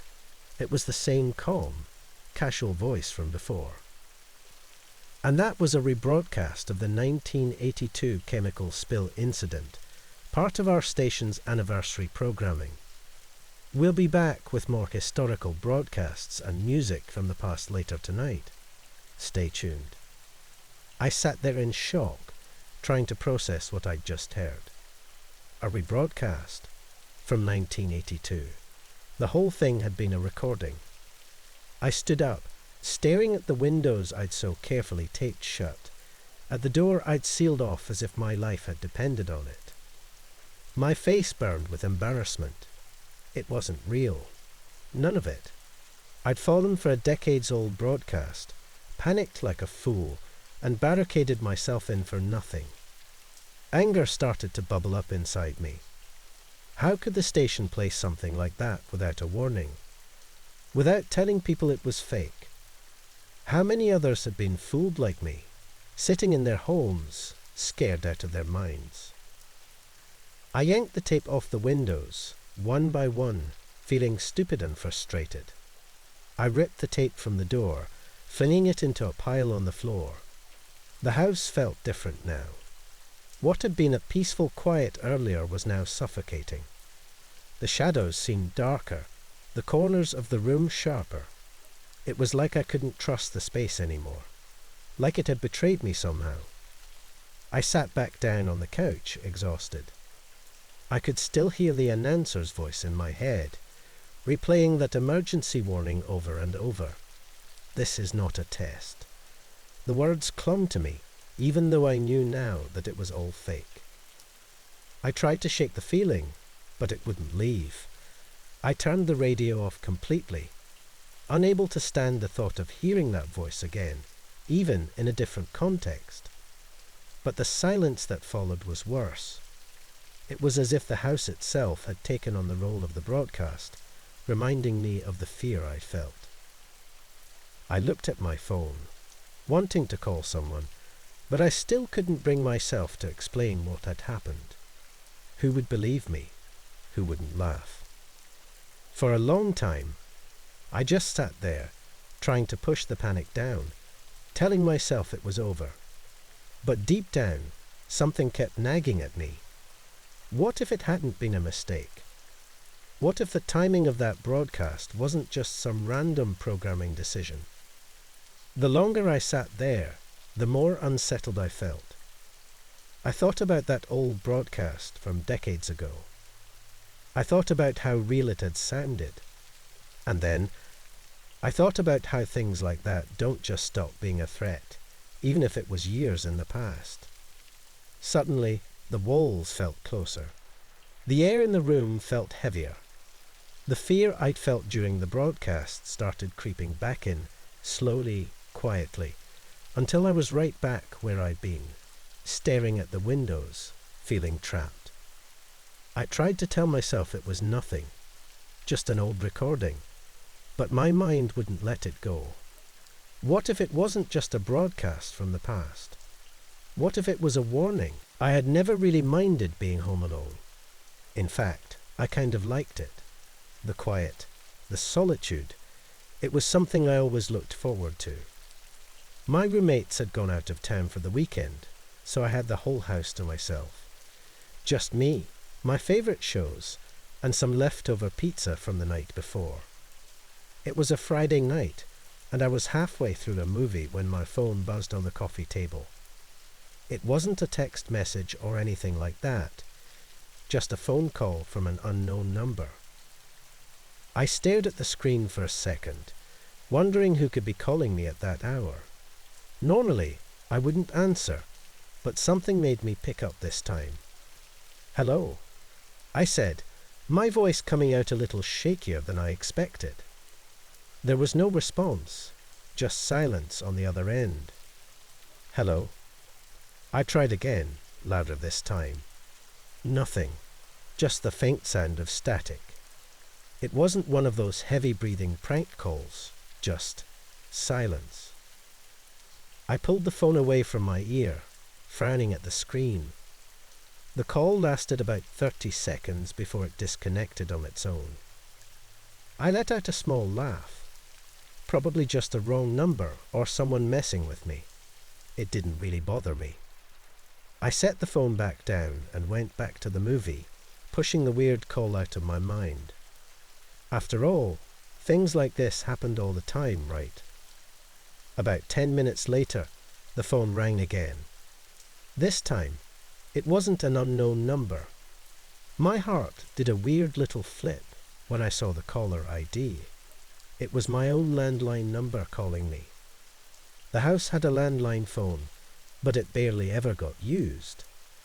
In fact, the only reason we kept it was because it came bundled with our internet package. I hadn't even touched the thing since we moved in, and I was pretty sure my roommates hadn't either. So why the hell was it calling me? I let it ring for a few moments, my pulse quickening. My mind raced through all the logical explanations I could think of. Maybe it was a glitch. Maybe someone was messing around with call forwarding.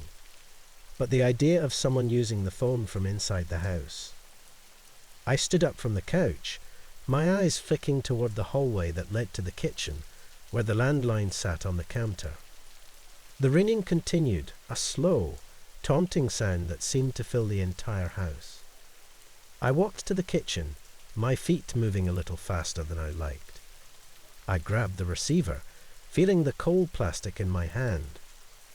For a second, I just stood there, staring at it, unsure of what to do. I couldn't just let it keep ringing. I had to answer it. With a deep breath, I pressed the button and held the phone to my ear. "Hello?" Again, nothing. No static this time, just complete silence. "Who is this?" I asked, my voice wavering. Silence. I hung up the phone and immediately checked the door to the backyard, making sure it was locked. My hand shook as I slid the bolt into place. Then I went around the house, checking all the other doors and windows. Everything was locked up tight, just like I'd left it. But something didn't feel right. I stood in the middle of the living room, trying to shake off the creeping feeling crawling up my spine. Maybe it was just my imagination, but the house suddenly felt smaller, like the walls were closing in. I tried to go back to my movie, but I couldn't focus on it anymore.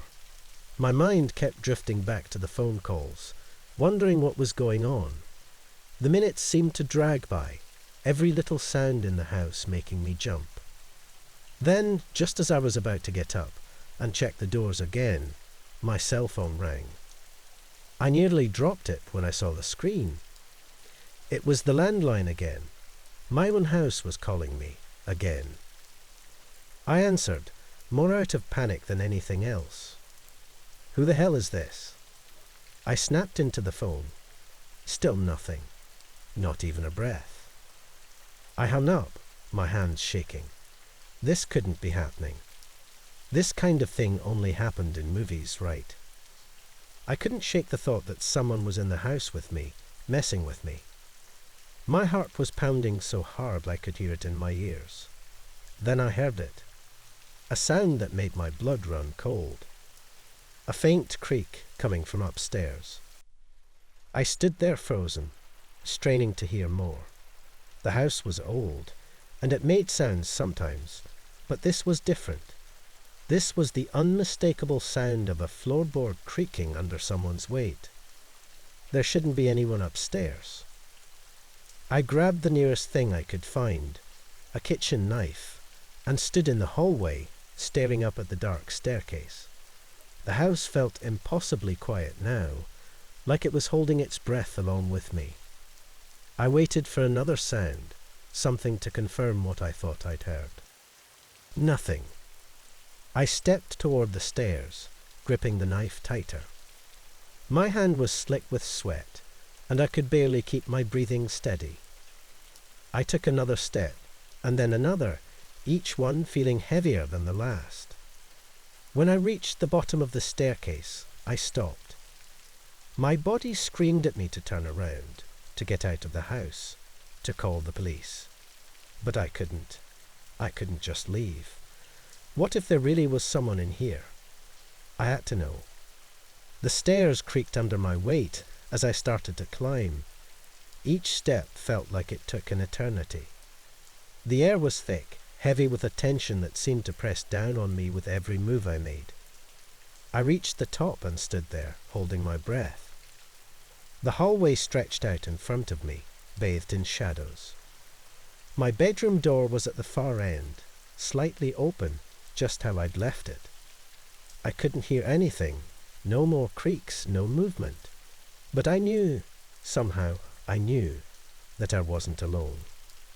I moved down the hallway, my hand trembling as I held the knife out in front of me.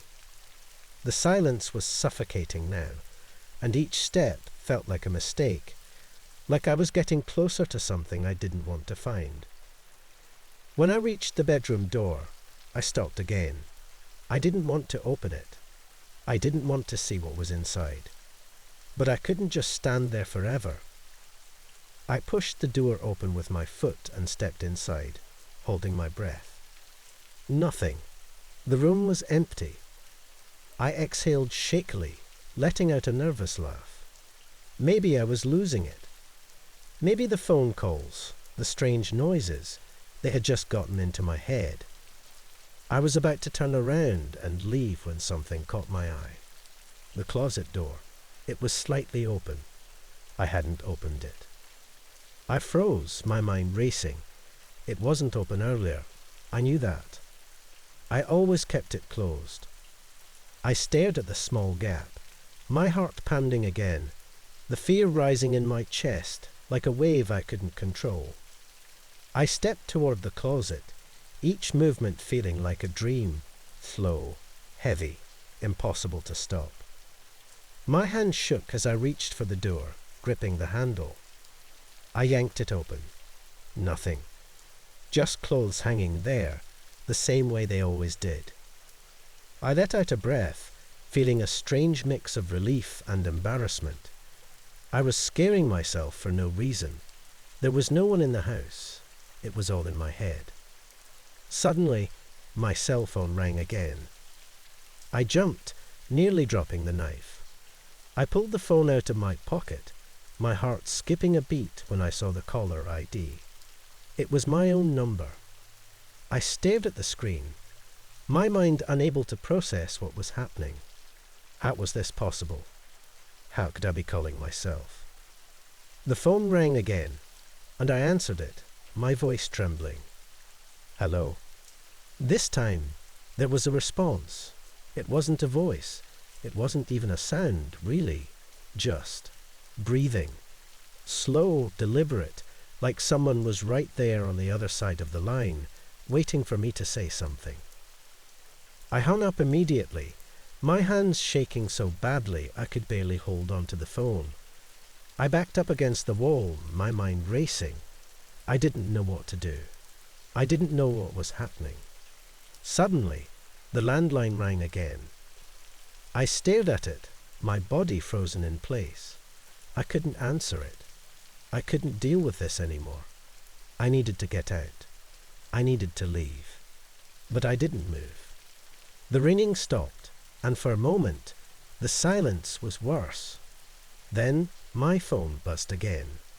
Another call. My own number. I answered it, my voice barely a whisper. Who are you? There was a pause. And then finally, a voice, soft, almost casual. Why don't you check downstairs? The line went dead. I dropped the phone, my whole body shaking now. I didn't want to go downstairs. I didn't want to check anything, but I had to. I made my way back down the stairs, knife still in hand. The house was so quiet now, I could hear my own breathing, ragged and shallow. I reached the bottom and looked around, my eyes darting to every corner, every shadow. Nothing. Everything was just as I had left it. Except for one thing. The front door was wide open. I stared at it, my mind struggling to process what I was seeing. I had locked it. I knew I had locked it. I ran to the door, slamming it shut and bolting it again. I stood there, my back against the door, trying to calm myself down. Maybe it was just a glitch. Maybe the phone calls, the door, it was all some kind of weird technical malfunction. I tried to convince myself of that as I went back to the living room, collapsing onto the couch. But I couldn't shake the feeling that someone, or something, had been inside the house with me all along. I never used to be afraid of being alone at home. My house had always been a place of comfort, where I could unwind after a long day and just enjoy some quiet. But after that night, everything changed. It's strange how something so simple, a shadow, can completely twist your sense of safety. It started about 2 weeks ago. I was sitting in my living room watching a movie. It was late, probably around 11:30, and the only light in the room came from the TV. The streetlight outside faintly lit up part of the room, casting long shadows across the floor. I didn't think much of it. The tall trees in the front yard often played tricks with the light. But then I noticed it. Out of the corner of my eye, I saw something moving by the window. It wasn't quick, like the sway of tree branches, but more deliberate, like someone walking past. I paused the movie and looked directly at the window. For a second, nothing happened. I almost laughed at myself, chalking it up to being tired. But just as I was about to press play, I saw it again, something passing by. My heart skipped a beat. I got up and walked slowly to the window, trying to see if anyone was outside. The yard looked empty, the street quiet. Just the usual glow from the streetlight and the leaves rustling slightly in the dark. I shook my head, thinking maybe I was just seeing things. The shadows could easily be from the trees. After all, it was a windy night. I went back to the couch, but I couldn't focus on the movie anymore. I kept glancing at the window, half expecting to see the movement again. For a while, nothing happened. I finally convinced myself it was just my imagination. Maybe the movie was messing with my head, making me paranoid. But just as I was settling back in, there it was again, this time more pronounced, like a full shadow of a person passing slowly by the window. My stomach tightened. This wasn't just the wind or tree branches. It looked like someone was out there. I grabbed my phone and stood up, trying to stay calm. I debated whether I should open the door and check, but the thought of actually facing someone out there freaked me out. What if there was someone lurking in my yard? I wasn't ready for that. Instead, I just stayed near the window, my heart beating faster. Minutes passed. The shadow didn't appear again, and I started to feel silly for worrying. Maybe it really was just a trick of the light. The logical part of my brain told me to relax, but the feeling in my gut wouldn't go away. I ended up closing all the blinds and locking the doors before heading upstairs to bed, even though I wasn't all that tired anymore. The next night, the same thing happened. Around the same time, while I was in the living room, I noticed the shadow again. It moved slowly, deliberately, as if someone was walking right outside. This time, I didn't hesitate.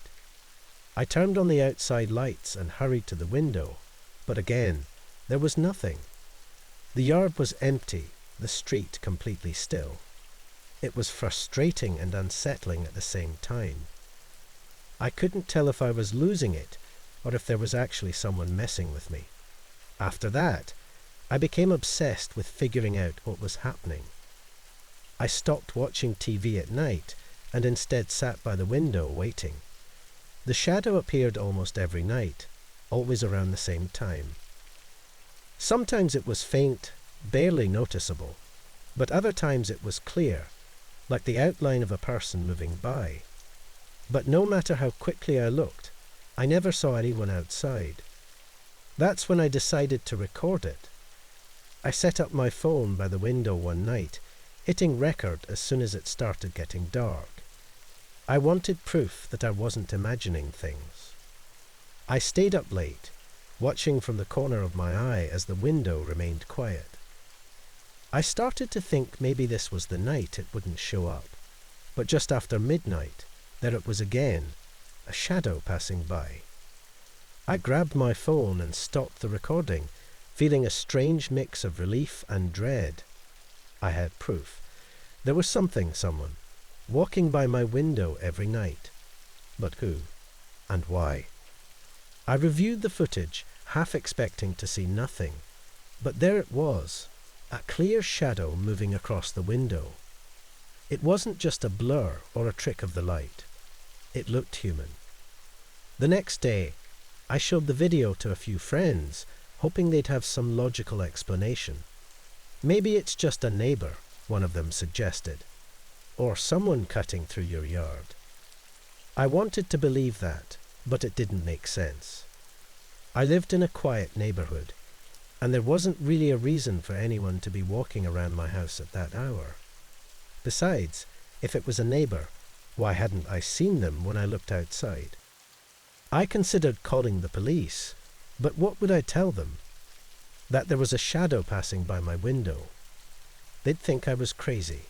So, I decided to do something else instead.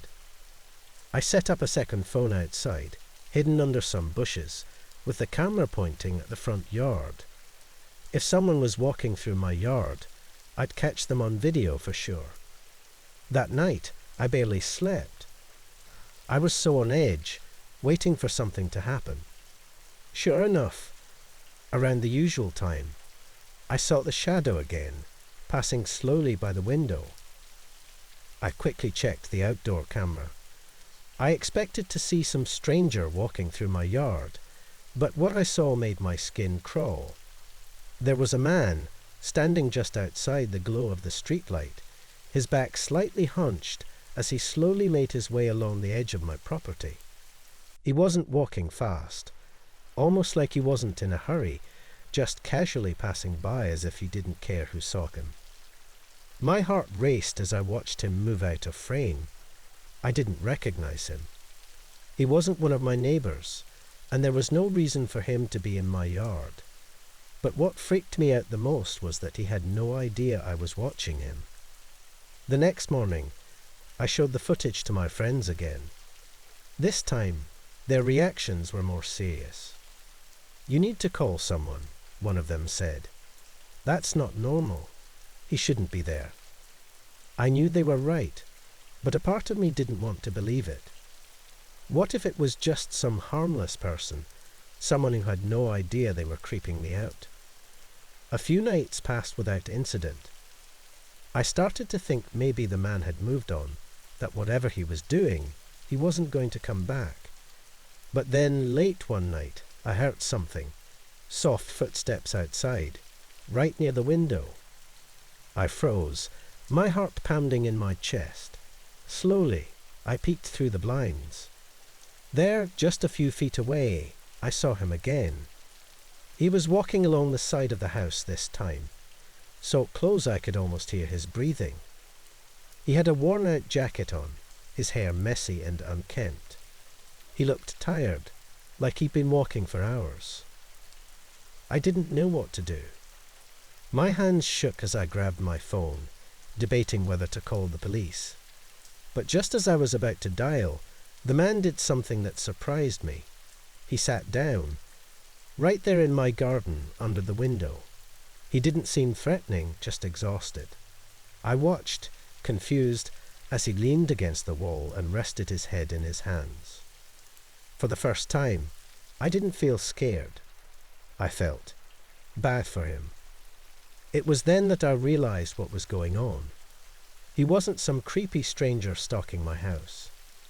He was just a homeless man using my yard as a shortcut, or maybe even a place to rest, without realizing how much it was affecting me. The shadow I had been seeing wasn't a threat. It was just him, unknowingly walking by my window night after night. I sat there for a while, watching him, not sure what to do. Eventually, he got up and walked away, disappearing into the night. I didn't call the police. I didn't need to. The mystery had been solved, and as unsettling as the experience had been, I couldn't bring myself to be angry. The next morning, I put up a small sign on the side of the house, asking people not to walk through the yard. I didn't know if he'd see it, or if he'd come back, but it made me feel a little better. Even though the shadow hasn't appeared since, I still find myself glancing at the window every now and then, half expecting to see him walking by again. The fear I felt was real, but so was the relief when I realized it wasn't something more sinister.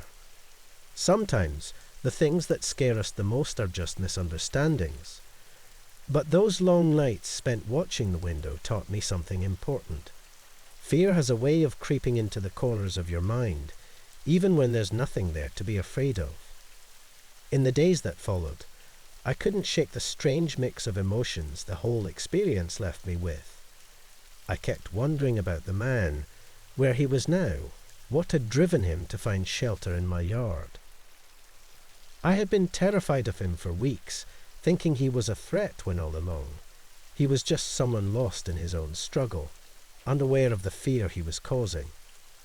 It made me realize how quick we are to jump to conclusions, how easily we let the unknown become something terrifying. Still, even though I understood the truth, I couldn't help but feel a lingering unease at how close I had come to the edge of paranoia. Even now, every time the wind picks up, or the street light outside flickers, I find myself staring at the window, half expecting that shadow to return. I'd always loved hiking. The peace, the quiet, and the feeling of leaving everything behind. It was a good way to clear my mind. That's why, when I heard about the lesser-known mountain, I jumped at the chance. No crowds, no people, just me and the climb. Summit shadows, they called it. A quiet peak, tucked far away from the usual hiking trails. I wasn't sure why it wasn't more popular. The few pictures I found of the summit were breathtaking, and the hike didn't seem any more dangerous than others I'd done. It was strange how little I could find about it. but that didn't matter to me. I wanted the challenge, and I needed the escape. I drove out early, the sky barely lit with the first hints of daylight. The trailhead was a small, nearly invisible spot off a winding back road. There wasn't even an official parking lot, just a dirt pull-off where I left my car, figuring I wouldn't see anyone else anyway. The trail started off normally, cutting through dense forest. The trees were tall, blocking out most of the sunlight, leaving everything feeling cool and dim. The only sounds were the rustle of leaves and my own footsteps on the dirt. After a couple of hours, the climb started to get steeper. I could feel a strain in my legs, but it was the kind of pain I liked.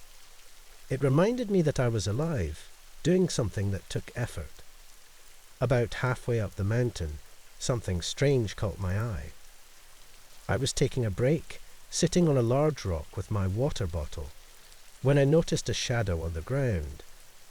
It looked like the outline of a person standing nearby, but there was no one around. My heart skipped a beat, and I quickly looked around, scanning the area. Nothing. Just trees. But when I looked back at the ground, the shadow was still there. I told myself it had to be some trick of the light. Maybe a tree branch in just the right spot. After all, it was dense in here. Light could do funny things in the forest. I brushed it off, trying to focus on the climb ahead. I had a long way to go before I reached the summit. As I pushed forward, though, it happened again. This time, I was in an open area where the trees parted for a moment, giving a brief view of the valley below. I looked down to catch my breath, and there it was, a shadow on the ground, human-shaped again, as if someone was standing right behind me. The hairs on the back of my neck prickled. I turned, quickly, expecting to see anyone, but there was no one, just the empty trail stretching behind me. I tried to ignore the unease that settled in my stomach. It had to be a coincidence. Light was weird in the woods, right? But as I continued, the shadows didn't stop. They followed me, appearing now and then, just out of sight. Sometimes I'd catch a glimpse of one in the corner of my eye. Other times, I'd see it directly in front of me, only to watch it vanish when I blinked. I pushed on, refusing to turn back. I was halfway up now. The summit wasn't far, and I didn't want to quit because of some weird optical illusions. Still, the further I went, the more frequent the shadows became. They weren't just appearing in the sunlight anymore. I started seeing them even in shaded areas, where there shouldn't have been any shadows at all. And worse, they were starting to move. At first, it was subtle. A slight shift, like something was there one moment and gone the next. But soon, they began to mimic my own movements. I'd step forward, and the shadow would take a step. I'd stop, and it would freeze with me. It felt like I was being watched, followed, like something was just behind me, out of reach. I tried to shake it off, telling myself it was all in my head. That's what made the most sense. After all, I hadn't seen anyone else on the trail, and I was getting close to the top. I just needed to keep going. The summit wasn't far. But the shadows were getting bolder. By the time I reached the final stretch, they were everywhere, surrounding me on all sides. They stretched out from behind trees, curled around rocks, and seemed to flicker just at the edge of my vision. No matter how hard I tried to ignore them, I couldn't shake the feeling that they were closing in, that something was wrong. Then I saw it, the summit, just ahead. Relief washed over me, and I quickened my pace, eager to be done with this strange, unsettling hike. But as I neared the top, the shadows began to thicken, almost like a fog rolling in. It was harder to see clearly. My heart pounded in my chest, and I fought the urge to run. Something wasn't right. The shadows, they shouldn't have been there. There was no sunlight, no light source at all up here. And yet, they moved, twisting and shifting, like they had a life of their own. When I finally reached the summit, I froze. There, in the center of the clearing, stood something I hadn't expected.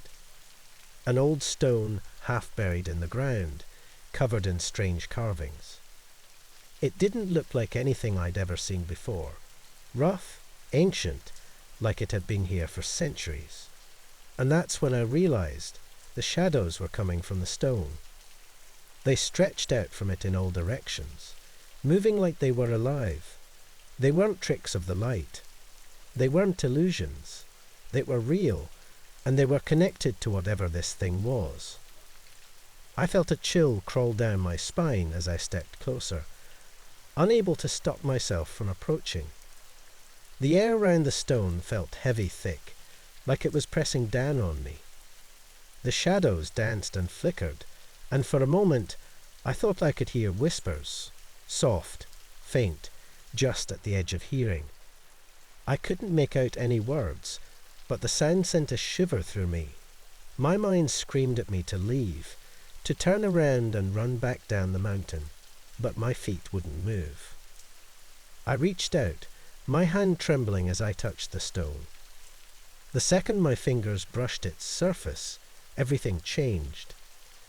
The shadows surged forward, surrounding me, wrapping around my legs, my arms, pulling me toward the stone. I tried to scream, but no sound came out. The shadows were too strong. They were pulling me in, and I couldn't fight them. As I was dragged closer to the stone, I saw something, a figure, hidden within the shadows. It was faint at first, but as I got nearer, it became clearer. A person, or something that had once been a person, trapped inside the stone. Their faces were twisted in agony, their eyes wide with terror. I could feel their fear, their desperation, like it was my own. I fought harder, struggling to break free from the shadow's grip, but it was no use. They were too strong. The figure in the stone reached out toward me, its mouth opening in a silent scream, and I knew, whatever this thing was, it wasn't just some artifact. It was alive in a way I couldn't understand, and it wanted me. It had been waiting, for who knows how long, for someone like me to come along. As the shadows pulled me closer, I realized something horrible. The figure inside the stone wasn't just trapped. It was becoming part of it. Slowly, piece by piece, it was being absorbed, pulled into the stone itself. And I was next. The shadows wrapped around me, tighter now, pulling me down, closer and closer to the stone. I could feel the cold of the stone beneath my fingers, and then the shadows began to seep into my skin. It was like they were pulling me apart, breaking me down bit by bit, dragging me into the stone along with the figure inside. I fought with everything I had, but it wasn't enough. The last thing I saw before the darkness swallowed me was the figure inside the stone, watching me with hollow eyes, its mouth twisted into a silent scream of terror. Then everything went black.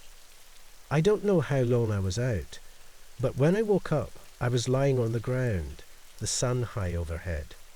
The stone was gone. The shadows were gone. Everything was still, quiet. But something was different. I could feel it in my bones, in my skin. The mountain had taken something from me, something I couldn't get back. I got up, my legs shaky, and started walking back down the trail. I didn't look back at the summit. I couldn't.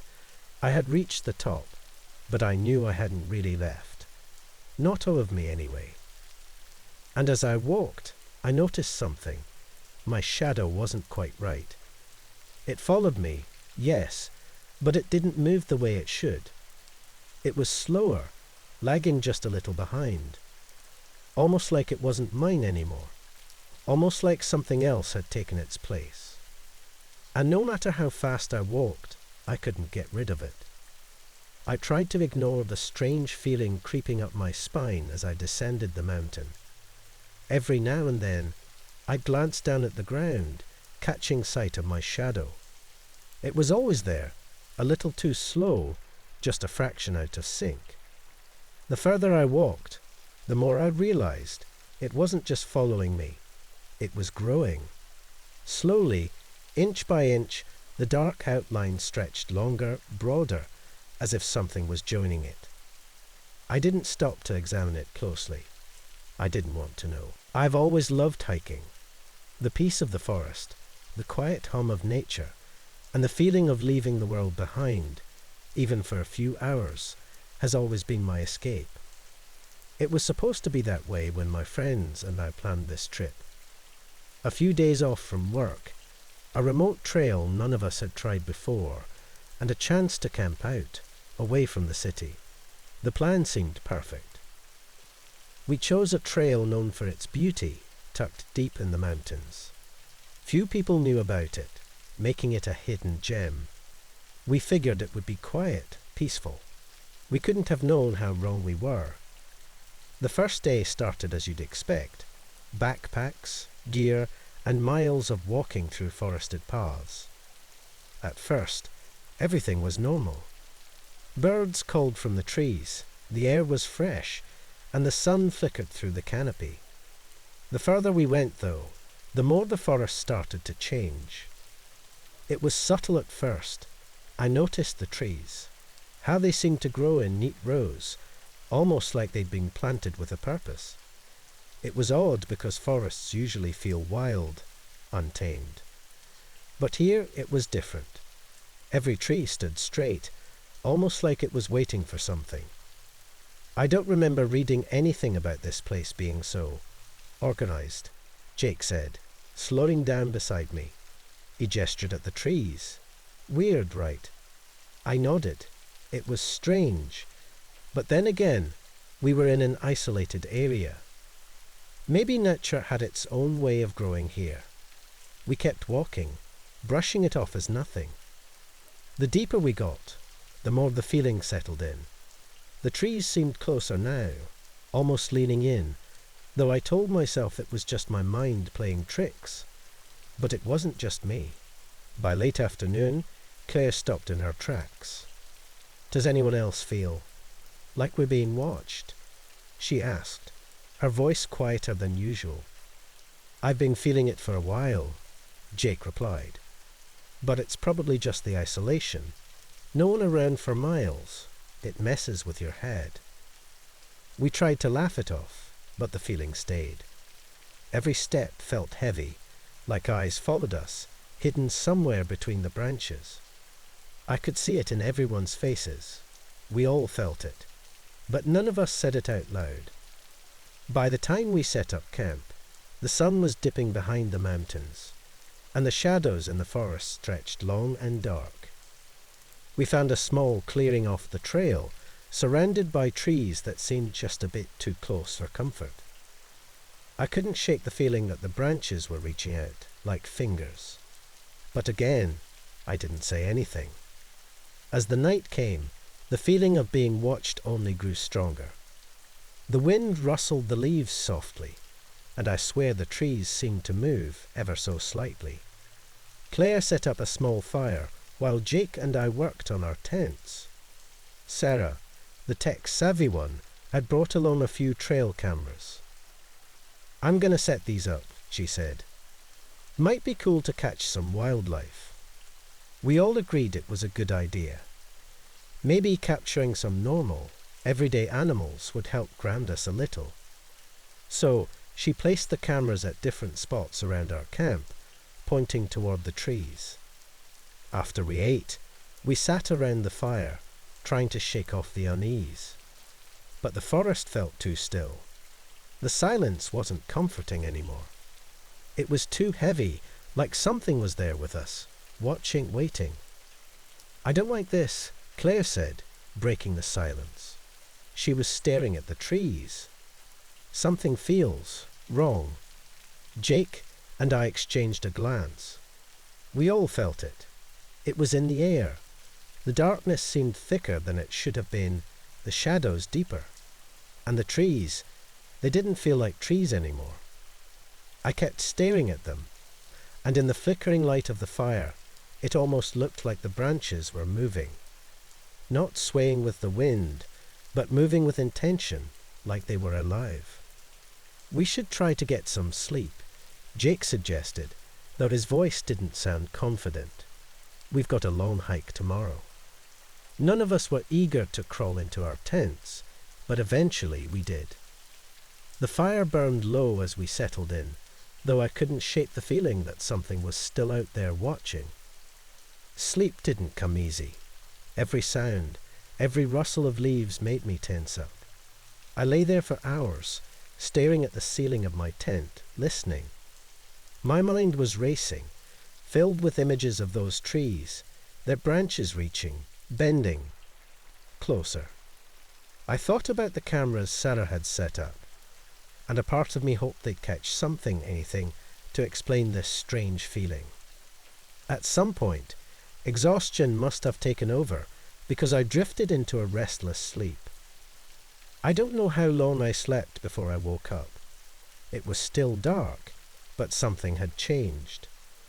The fire outside was dead, and the forest. It was too quiet. My heart was pounding, and I felt cold sweat on my skin. I unzipped my tent just enough to peek outside. What I saw made my blood run cold. The trees were closer. Not in my head, not a trick of the light. They had moved. The branches, those long twisted limbs, were hanging lower than before, bending inward toward the camp. It looked like they were reaching for us. I crawled out of my tent as quietly as I could and looked around. Jake and Claire were both awake, their faces pale in the dim light of their phones. They had seen it too. "What the hell is going on?" Jake whispered, his voice shaky. None of us had an answer. "Maybe the cameras caught something," Sarah said, her voice barely audible. She grabbed her phone and opened the camera app linked to the trail cams. We all gathered around her, staring at the screen. The first few videos were normal, just footage of us setting up camp, the fire crackling, the trees standing still in the background.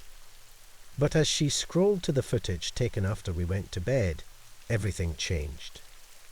In the video, the trees were moving. Slowly, almost like they were stretching, bending toward the camp. At first, it was subtle. The branches swayed gently, but as the minutes passed, they moved more, reaching out like they were alive. By the end of the video, the branches were practically hanging over our tents, just like I had seen. We stared at the screen in silence, not knowing what to say. The forest wasn't right. Something about it felt wrong, alive. I could feel the tension in the air, the weight of those trees pressing in on us. "We need to go," Claire said, her voice trembling. No. We didn't argue. We packed up our gear as quickly and quietly as we could, our eyes constantly on the trees. Every time I looked up, they seemed closer, like they were watching, waiting for us to make a move. The trail back was long, but we didn't care. We just needed to get out of there. But the further we walked, the worse it got. The trees, they kept leaning in, their branches hanging lower, closer. It felt like they were trying to stop us, trying to pull us back into the forest.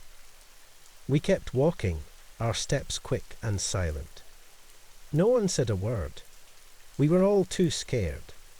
The only sound was the crunch of leaves beneath our boots and the occasional snap of a branch. Finally, after what felt like hours, we reached the end of the trail. The moment we stepped out of the tree line, the weight lifted.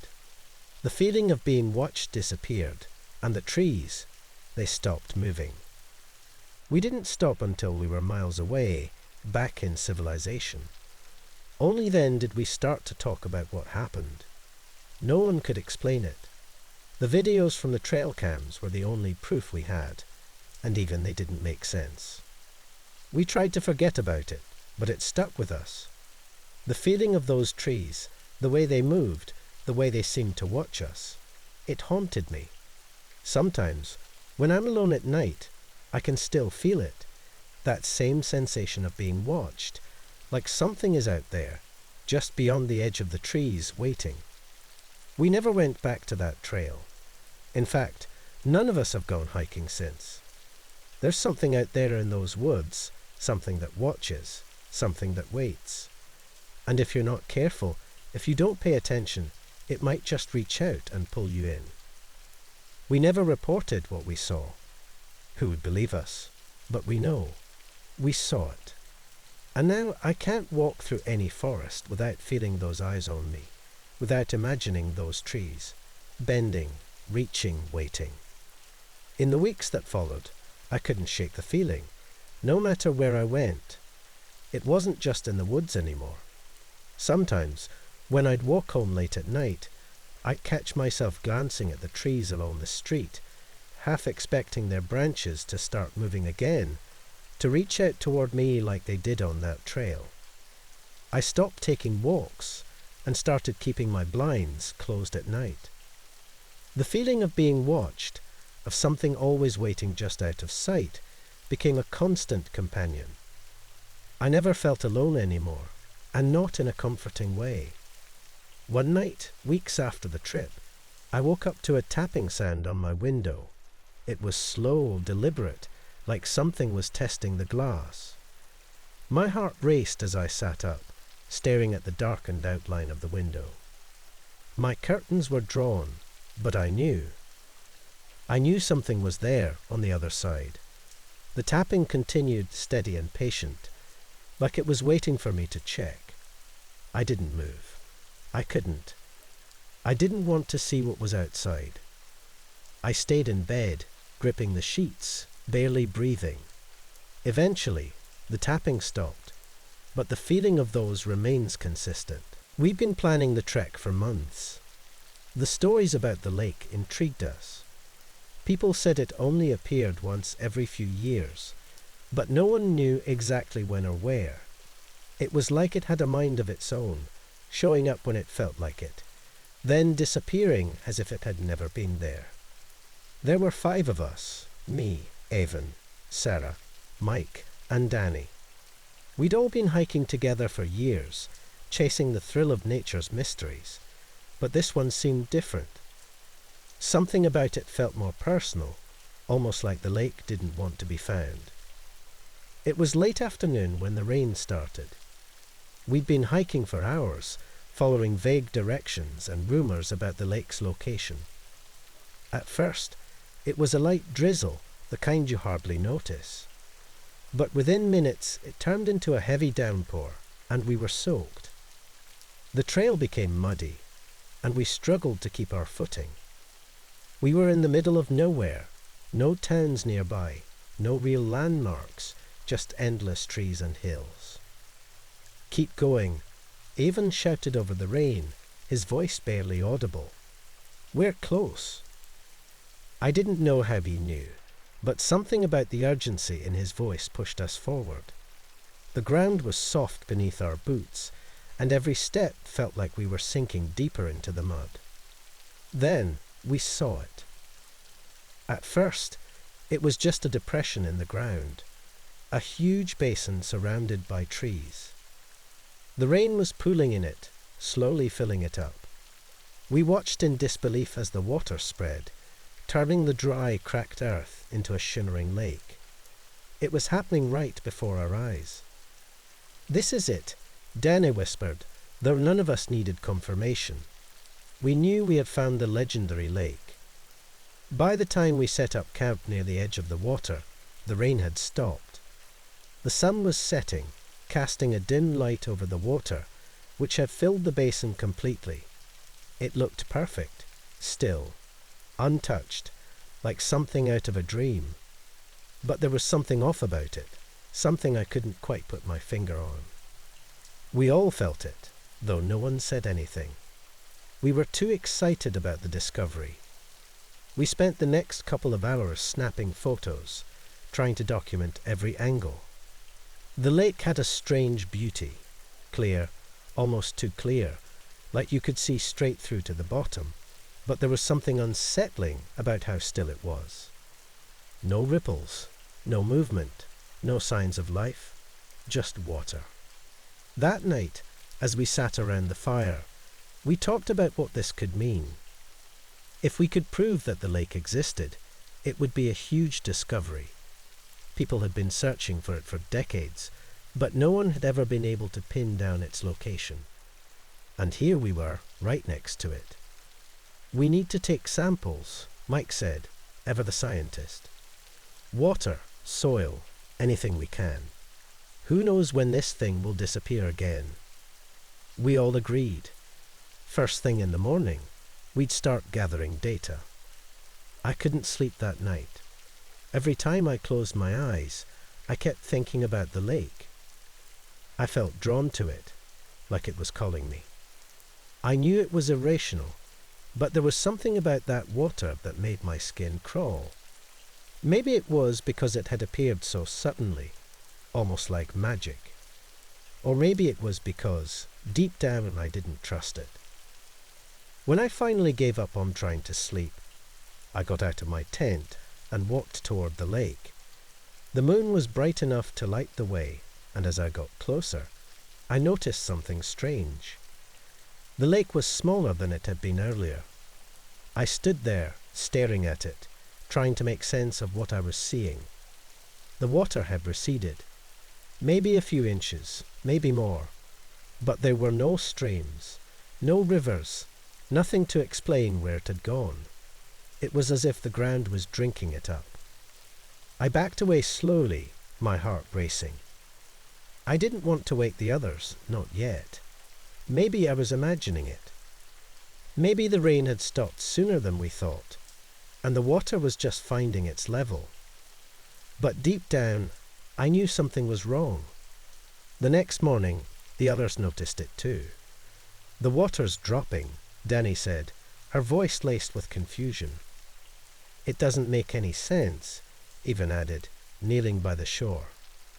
"There's no runoff, no drainage system. It's just vanishing." We all stared at the lake, now noticeably smaller than it had been the night before. It was shrinking, but not in the way you'd expect. It wasn't evaporating, it wasn't flowing out. It was as if the earth itself was swallowing it. Mike pulled out his camera and started taking more photos. "We need to document this. Whatever's happening, it's not normal." We spent the day gathering as much information as we could. Mike took water samples, Sarah tested the soil, and Dane wrote detailed notes. But as the hours passed, the lake kept getting smaller. By late afternoon, it was half the size it had been when we arrived. I could see the tension building in the group. We all felt it, the sinking realization that we were witnessing something we couldn't explain. And with each passing minute, the lake was slipping away from us. That night, the mood around the campfire was different. There was no excitement, no talk of discoveries. Just silence, broken occasionally by the crackle of the fire. We all knew what we were thinking, but didn't want to say it out loud. What if the lake disappeared completely? What if it never came back? I kept glancing toward the water, what little was left of it, and couldn't shake the feeling that something was watching us. It was irrational, I knew that, but I couldn't help it. There was something about this place, something that felt off. Around midnight, I woke to the sound of whispers. At first, I thought it was the wind, but then I realized the whispers were coming from inside the tent. I sat up, my heart pounding, and looked over at Evan, who was still asleep. I listened carefully. The whispers were faint, almost too quiet to hear, but they were there. I couldn't make out the words, but they sounded urgent, like someone was trying to tell me something. I got up and stepped outside, hoping the fresh air would clear my head. But as soon as I left the tent, the whispers stopped.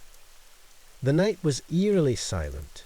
No wind, no rustling leaves, just the sound of my own breathing. I walked toward the lake, now reduced to a small pool in the center of the basin. It was disappearing faster than we'd thought. At this rate, it would be gone by morning. As I stood there, staring at the water, I felt a chill run down my spine. The ground beneath my feet felt different, like it was shifting, alive. I knelt down and pressed my hand to the earth. It was warm, almost unnaturally so. Suddenly, I heard a splash. I looked up, but there was nothing there. The water was still, too still. My heart raced as I backed away, my eyes scanning the darkened forest around me. I couldn't shake the feeling that something was out there, something watching. I didn't sleep for the rest of the night. By morning, the lake was nearly gone. Just a small puddle remained, no bigger than a bathtub. Mike tried to take more samples, but the water was murky now, thick with mud and debris. It's almost like the earth is absorbing it, Sarah said, her voice quiet. Like it's feeding off the water. We all exchanged uneasy looks. None of us had an explanation for what was happening. We'd come here to document a natural phenomenon, but this wasn't natural. We packed up camp that afternoon, but none of us wanted to leave. We stood there, watching as the last of the water disappeared into the ground. It felt wrong, like we were abandoning something important. But what could we do? The lake was gone, and with it, any hope of understanding what we'd witnessed. As we hiked back through the forest, I couldn't shake the feeling that we'd been watching the whole time. That whatever had taken the lake had been watching us too. It wasn't until we reached the trailhead that Mike spoke up. "Do you think it'll come back?" We all stopped, turning to look at the distant hills where the lake had been. "I don't know," I said, my voice barely above a whisper, "but I'm not sure I want to find out." None of us did. Months later, when we looked through the photos and notes, something struck me. In every picture of the lake, no matter the angle, no matter the time of day, there was something in the background. A shadow, just barely visible. It was always there, always watching. And I couldn't help but wonder if it was still out there, waiting for the next group to find the lake, waiting for us to come back.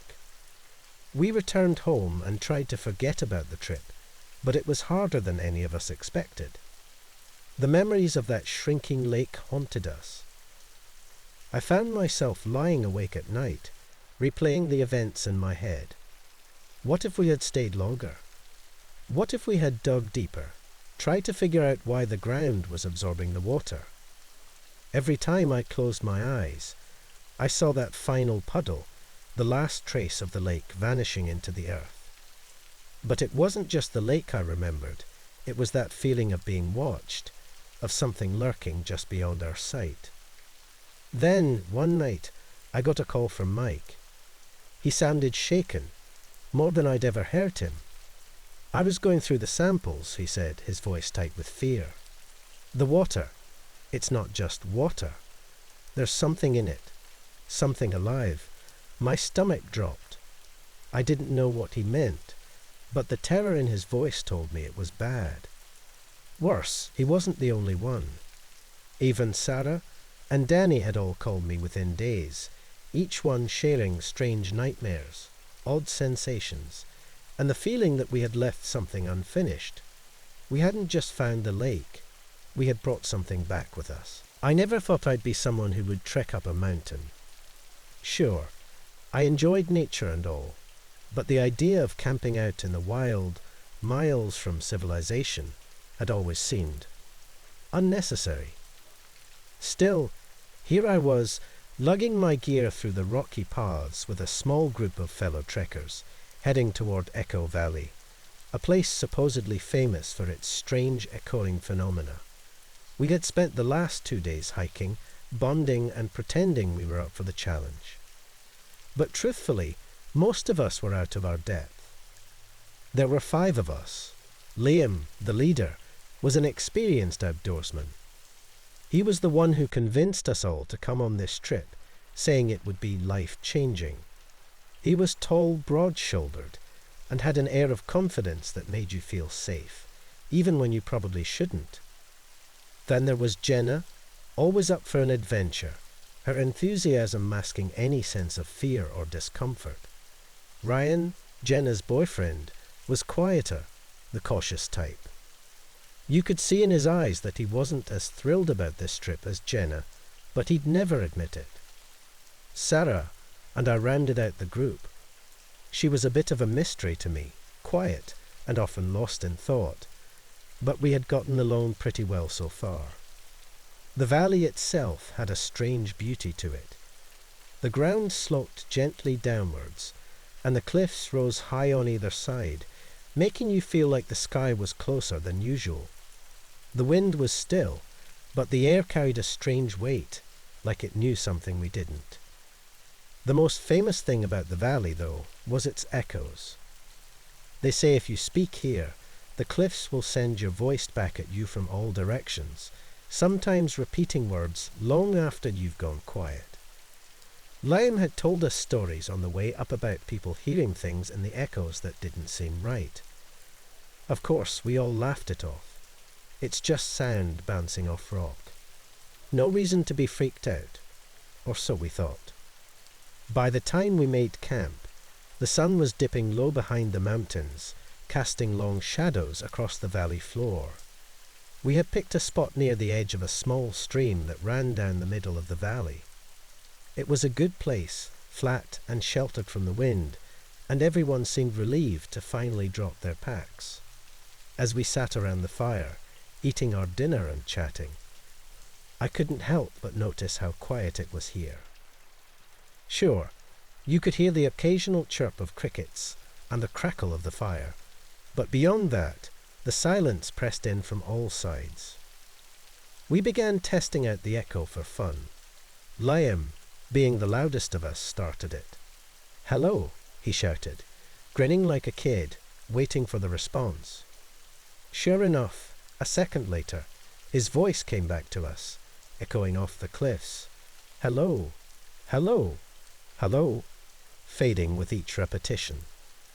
"That's so weird," Jenna said, jumping up to try it herself. "Jenna's awesome," she yelled, and the valley obliged, sending her words back to us, slightly warped. We all took turns shouting into the night, laughing at the strange way the sounds seemed to twist and bend as they returned. But then something changed. Ryan had just called out something simple, "Ryan's the best," trying to outdo Jenna, when the echo returned, but it wasn't quite what he'd said. Instead, it came back as, "Ryan is lying, lying, lying." We all froze for a second, then laughed awkwardly, brushing it off as the valley's trick. Still, Ryan didn't seem amused. "I didn't say that," he said, his voice tight. "It's just the echo," Sarah said quietly, not looking at him. Probably the wind or something. But I could tell Ryan was on edge after that. He kept looking at the cliffs like he expected them to talk back again. We decided to call it a night after a bit more awkward laughter and forced conversation. The strangeness of the echo had cast a shadow over our campfire fun, and none of us seemed eager to test it any further. We each crawled into our tents, the night growing darker and colder.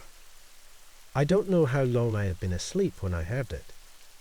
At first, it was just a low murmuring sound, like someone was talking far off in the distance. I thought maybe it was the wind, but then the words became clear, almost like someone was whispering just outside the tent. "I know what you did."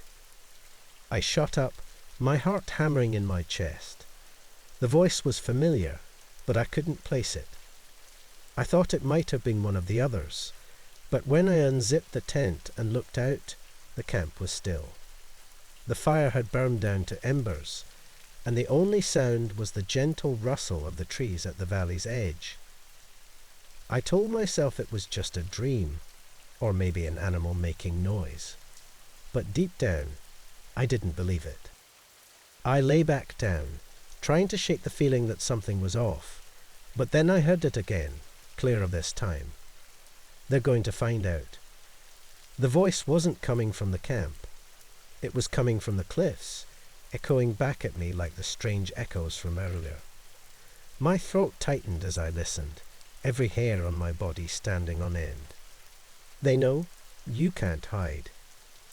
I bolted upright again, unable to ignore the voice now. It wasn't a dream. It was the valley. It was repeating things back at me, things I had never said aloud. I threw on my jacket and stepped out of the tent, looking around at the others. Everyone else seemed to be asleep, but I noticed Ryan was sitting by the fire, his face pale in the dim light. He looked up when he saw me, his eyes wide with fear. "Did you hear it too?" he asked, his voice barely a whisper. I nodded, not trusting myself to speak. I didn't want to say it aloud, didn't want to give it more power. "It's not just the echoes," he said, his voice trembling. I heard things. Things I haven't told anyone. Things I'm ashamed of."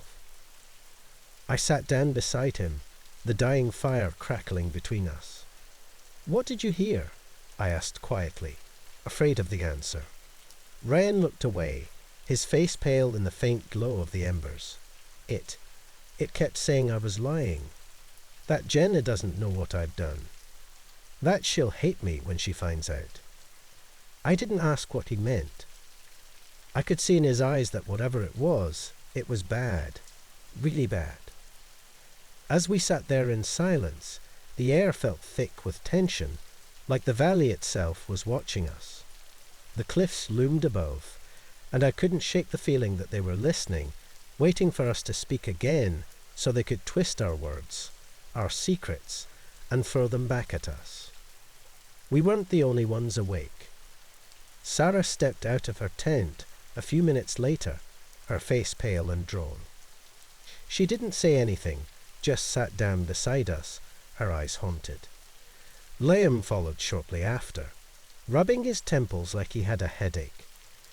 Jenna was the last to join, her face flushed, her usual carefree attitude replaced with something darker, more fearful. "What's going on?" she asked, looking around at us, sensing the shift in mood. We explained what we had heard, the strange echoes that seemed to speak things we hadn't said.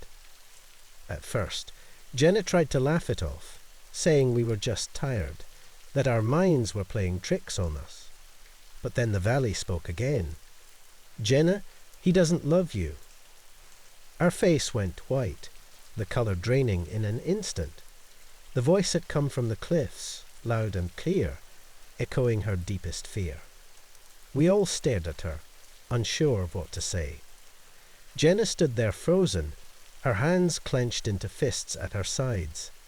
Ryan didn't meet her eyes. "Ryan," she said, her voice breaking. "Is it true?" Ryan looked like he wanted to disappear. I don't know what that was, Jen. It's just the valley messing with us." But Jenna wasn't having it. The valley had said what she had feared, and she needed an answer. "Is it true?" she demanded, her voice cracking. Ryan looked up, his eyes filled with guilt. He didn't have to say anything. We all knew. Jenna turned away, tears streaming down her face, her body shaking with anger and heartbreak. The rest of us sat in stunned silence, unsure of what to do, afraid of what the valley might reveal next. The night dragged on, each of us sitting by the fire, too afraid to speak, too afraid to hear the echoes again. We could hear faint whispers coming from the cliffs, but none of us could make out what they were saying. It was like the valley was talking to itself now, sharing our secrets amongst the rocks. By morning, we were all on edge, our nerves frayed, our trust in each other shattered. None of us could look at each other the same way. The valley had stripped us bare, exposing our fears, our lies, and our darkest thoughts. We packed up in silence, eager to leave Echo Valley behind. But as we made our way up the trail, I couldn't shake the feeling that the valley wasn't done with us yet. The echoes still rang in my ears, whispering secrets I wasn't ready to face. As we trudged up the path, the air seemed heavier than before, and the silence between us was unbearable. Every now and then, I could swear I heard faint murmurs, like the valley was still following us, keeping our secrets alive. It was almost as if the echoes weren't tied to the cliffs anymore, but to us, each step carrying the weight of what we had heard, of what we now knew about each other. No one spoke, but I could tell we were all thinking the same thing. Even though we were leaving the valley behind, its voice would haunt us long after we returned home. We were a group of experienced hikers, used to long treks through forests, over mountains and across rivers. The thrill of the wild, the feeling of being cut off from the world, had always drawn us to these adventures. But when we heard about the Forgotten Trail, a path so old it didn't even appear on modern maps, we felt something different, a pull none of us could resist. The trail wasn't easy to find. Locals had only mentioned it in hushed tones, usually after a few drinks at the local bar. One of them, an old man with weathered hands and deep lines across his face, gave us the clearest directions. He described it as a trail that once led travelers through breathtaking views and untouched nature. But when we pressed for more details, he grew silent, his eyes lowering to the floor. He muttered something about those who went before, but we brushed it off as local superstition. We set out early, eager to start the adventure. There were 5 of us: me, Jake, Sarah, Tom, and Claire. All seasoned hikers, we packed light but with the essentials: plenty of water, first aid kits, compasses, and a couple of satellite phones. We were ready for anything, or so we thought. The entrance to the trail was hidden, covered by thick trees and overgrown bushes. If the old man hadn't told us exactly where to look, we never would have found it. There was no sign, no modern markings, just a narrow dirt path that led into the woods. It felt like we were stepping back in time. As we walked, we noticed markers along the trail, odd stone carvings covered in moss, worn down by time. They were spaced far apart, and though their shapes were simple, they gave off an unsettling feeling. Each one was a little different: a circle, a cross, an arrow. The symbols didn't make any sense, but we followed them anyway. They were the only signs we were on the right track. The trail started out easy enough, winding through a thick forest with tall, ancient trees. Sunlight filtered through the leaves, giving us enough light to see without needing our flashlights. But after an hour or so, the path became rougher. The ground was uneven, filled with roots and rocks. The trees seemed closer, their branches stretching overhead and blocking out more of the sunlight. I swear, this feels like we're the first people to walk this trail in centuries, Jake said, wiping sweat from his forehead. Tom nodded in agreement. Maybe that's why it's not on the maps. No one's bothered with it in years. We kept going, pushing deeper into the forest. It wasn't long before we found the first sign that something wasn't right. In a small clearing, we came across an old, rusted camp stove. It looked like it hadn't been touched in decades. Next to it was a torn, weather-beaten backpack, the kind that hadn't been made in a long time. Jake picked it up and rummaged through it. Inside we found a map, but it was nearly disintegrated, the paper crumbling at the edges.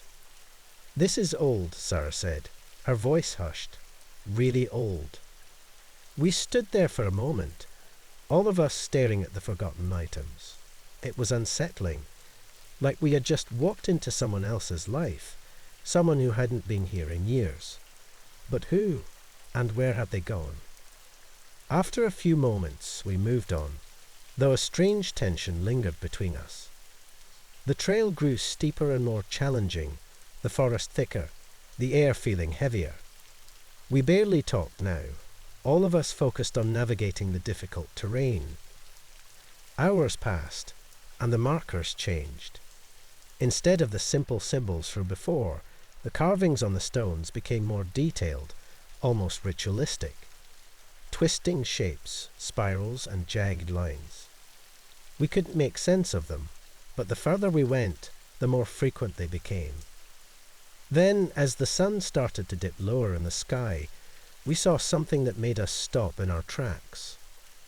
Just ahead, half buried in the dirt, was a human skull. We froze, staring at it, unsure of what to do.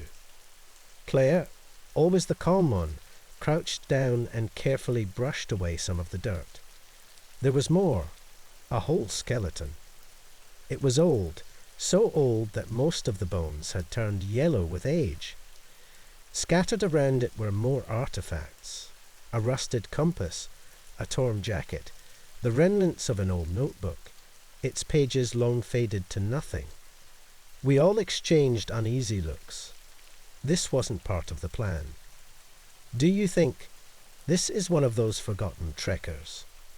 Sarah asked, her voice barely above a whisper.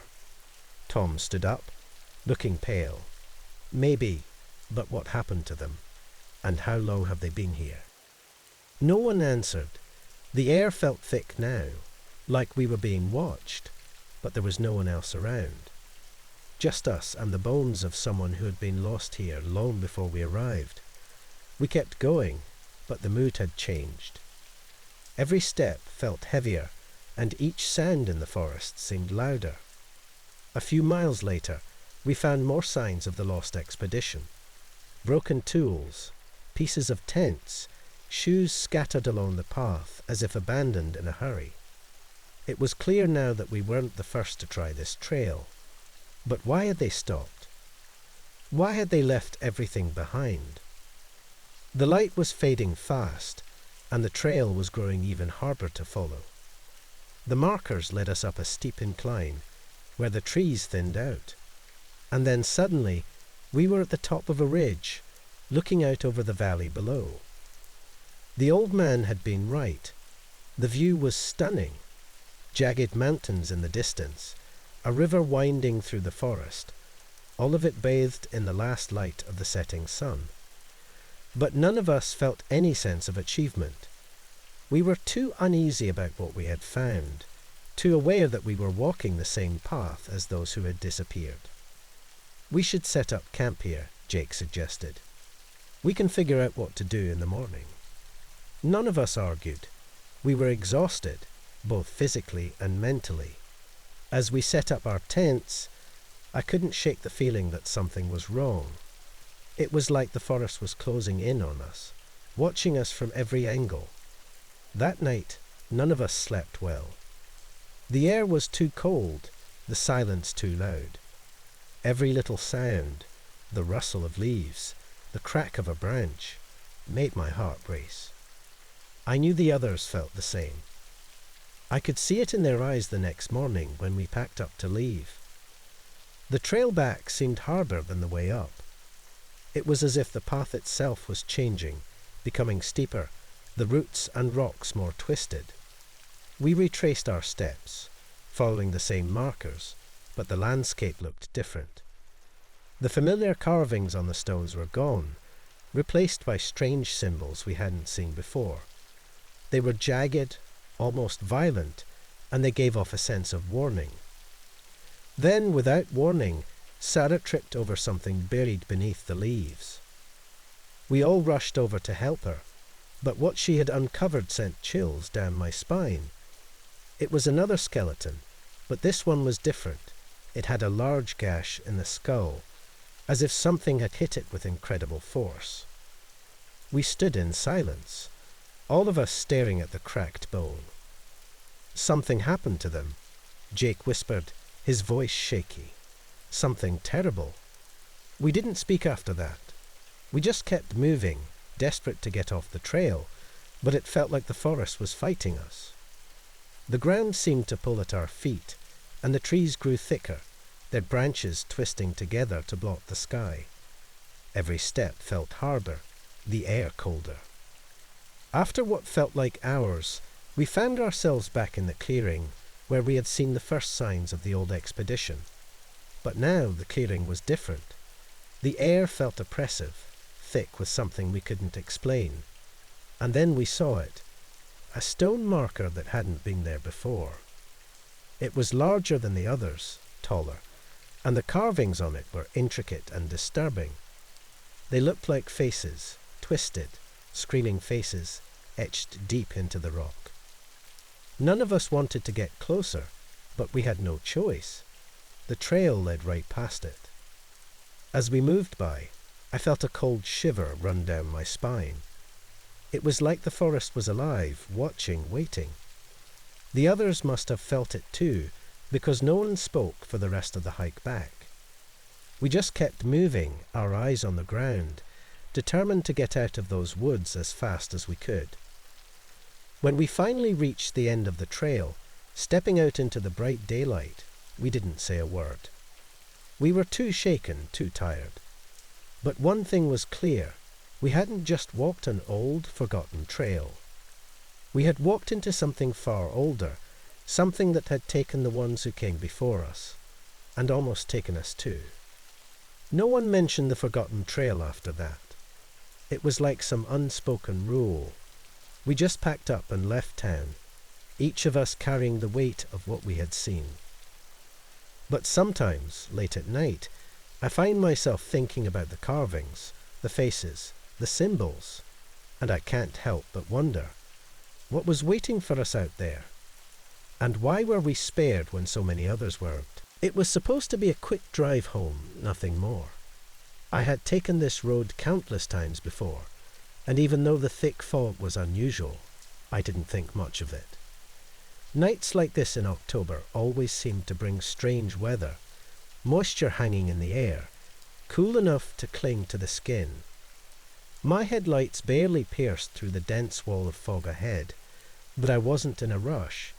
The road was empty, and home was only about 30 minutes away. As I drove, I caught sight of something moving at the edge of the road. At first, I thought it was just an animal, maybe a deer or a stray dog. But then I saw the shape. A person. A man walking slowly, his head tilted slightly, almost like he didn't know where he was going. I slowed down and hesitated for a moment. It's late, I thought. Why would anyone be out here, walking in this fog? And this part of the road didn't have many houses nearby. But there he was, moving along the side of the road unsteady. The feeling of responsibility tugged at me. He could be lost or in trouble, maybe needing a ride to somewhere safe. And besides, I couldn't just leave someone like that out in the fog. So, I pulled over and rolled down the passenger window. "Hey, are you all right?" I called out, trying to sound as calm as possible, but my voice came out shaky. The man didn't respond at first. He stopped walking and turned toward the car, his face still partially hidden in the fog. I could just make out his figure, a man in a dark jacket, his hands shoved deep into his pockets. His head was bowed, but he slowly began to walk toward the car. I unlocked the doors, figuring it was better to offer him a ride than to let him keep wandering along the side of the road. He opened the back door and slid into the seat without a word. The door clicked shut softly, almost too quiet for how heavy the air around us felt. "Where are you headed?" I asked, still trying to be friendly, though the silence was starting to make me nervous. He didn't answer. The only sound was his slow, deliberate breathing from the back seat. I waited a few seconds, glancing up at the rearview mirror to see if he would respond, but his face was turned toward the window, watching the fog swallow the world outside. "Okay, well, I can take you to the next town if that works for you," I said, not knowing what else to do. No answer, just that steady breathing. The road stretched ahead, winding through the fog like a path leading nowhere. The man's silence was starting to weigh on me, the air in the car feeling thick and uncomfortable. I kept telling myself he was probably just cold, or tired, or both. But still, it didn't sit right with me. Most people would at least say thank you or mention where they were headed. This guy hadn't spoken a word. I tried to focus on the road, but my eyes kept flicking to the rearview mirror. Every time, I saw him sitting there, motionless, staring out the window. I couldn't see his face clearly, just the outline of his head and shoulders. His hands were still tucked into his jacket, and his whole body seemed tense, like he was waiting for something. We drove in silence for a while, the road ahead barely visible through the fog. I kept my hands tight on the wheel, feeling a growing sense of discomfort. I wasn't normally the type to get scared easily, but something about this was different. The silence, the fog, the way he sat so still, not making a sound other than that slow breathing. I tried to push it out of my mind. It's just a guy who needs a ride, I told myself. You're doing a good thing. But no matter how many times I repeated it in my head, I couldn't shake the feeling that something was wrong. After a while, I couldn't take it anymore.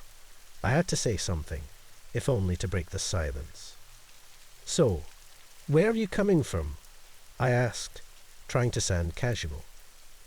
Maybe if I got him talking, I feel a little better about this whole situation. Nothing. He didn't move, didn't speak. Just kept staring out the window. My heart started to beat a little faster. This wasn't normal. Nobody acted like this, right? I wanted to turn around and look at him, but something in me said not to. "Just keep driving," it whispered. "Don't look back." The fog was growing thicker, and the headlights barely made a dent in the darkness ahead. My hands felt clammy on the steering wheel, my chest tight. I was about to speak again, to ask him one more time where he needed to go, when I realized something. The breathing. I couldn't hear it anymore. The sound of his slow, rhythmic breathing, which had been the only thing breaking the silence, had stopped. The car was completely quiet now, except for the faint hum of the engine and the tires rolling over the damp road.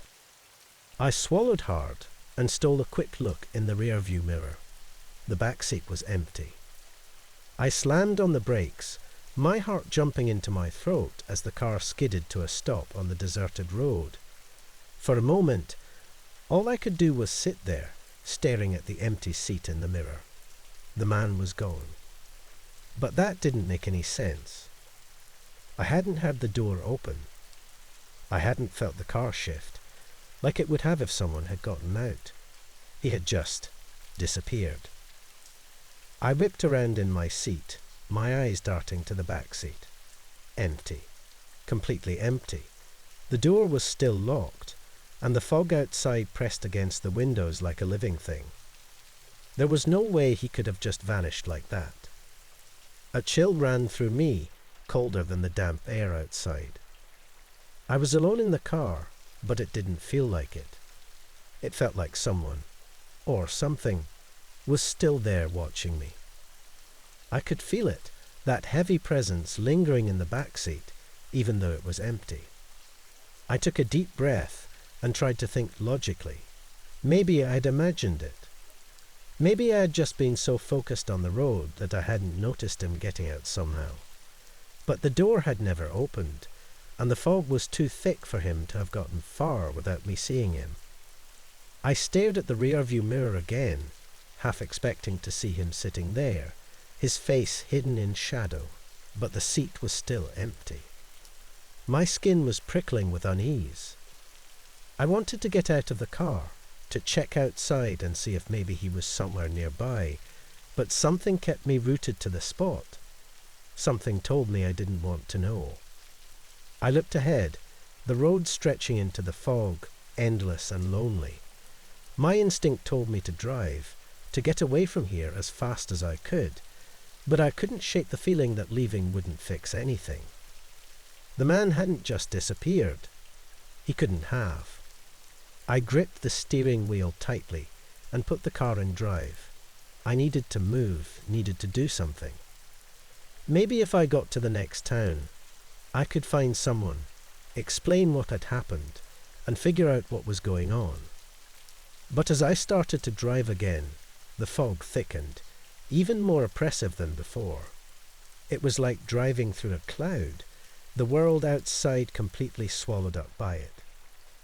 I could barely see the road, my headlights useless against the thick wall of grey. And then, just as I was about to turn off onto a side road that led to a nearby gas station, I saw it again. The figure.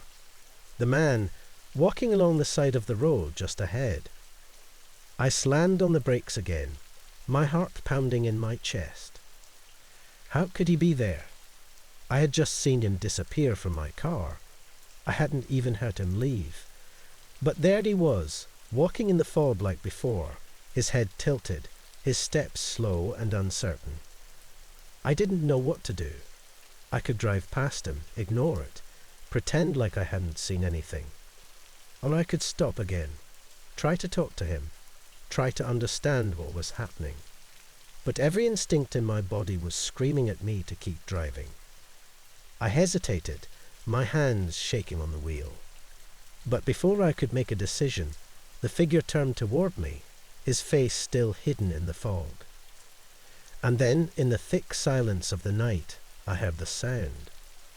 A soft click, like a door unlocking. And the back seat was no longer empty. My blood ran cold. I didn't dare look back, but I felt it.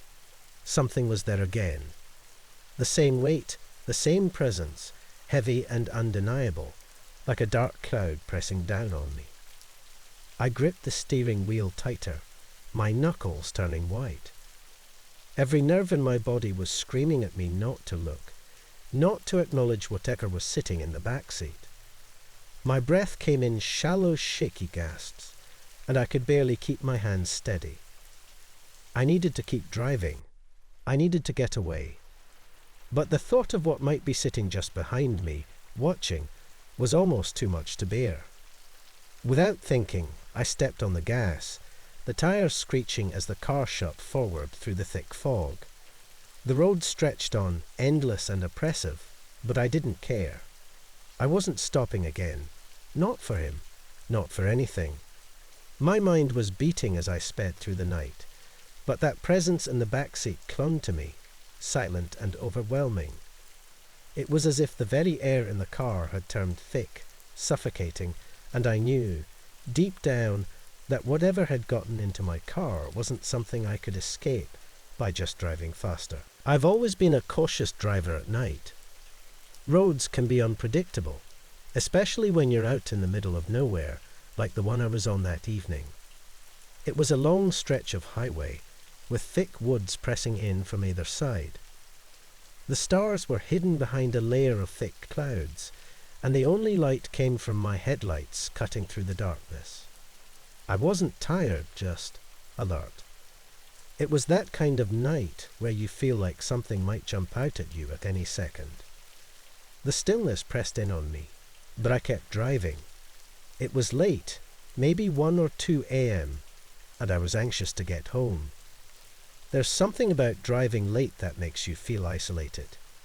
Even when you're on a highway, surrounded by other cars, it can feel like you're alone in your own world.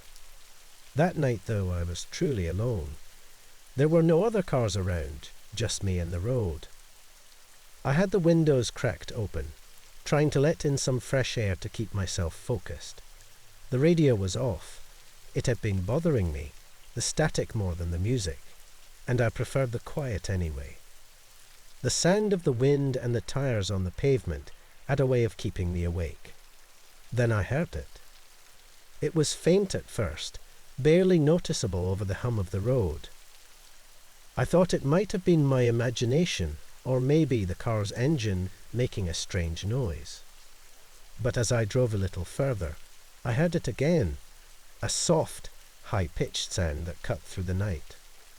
A child crying. I slowed down, not sure if I'd heard it right. I mean, who would be out here in the middle of nowhere, this late at night? I looked to the side of the road, expecting to see something. Maybe a car pulled over, or, I don't know, something that would explain why a child would be out here. But there was nothing, just the thick line of trees and the blackness beyond them. I kept driving, trying to convince myself that it was nothing, just the wind, or maybe some animal in the woods making a noise that sounded human. But the crying came again, louder this time. It was unmistakable. I slowed the car to a stop, my hands gripping the steering wheel tightly. The crying continued, and it seemed to be coming from just beyond the tree line, deep in the woods. My heart was racing now. I didn't know what to do.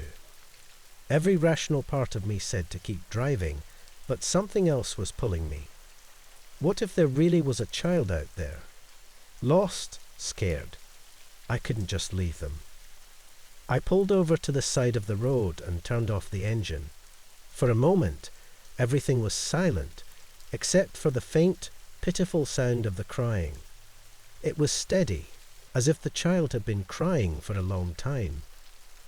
My breath caught in my throat, and I reached over to the passenger seat, grabbing my phone. No signal. Of course, out here in the middle of nowhere, there was no signal. I sat there for a moment, debating what to do. Call me stupid, but I got out of the car. I left the headlights on, the beams pointing into the woods, and stepped toward the sound. It was clearer now, definitely coming from the trees, just a little further in. The ground was soft beneath my feet, and as I stepped off the road, the darkness seemed to swallow me. I could still hear the crying, but it didn't seem any closer.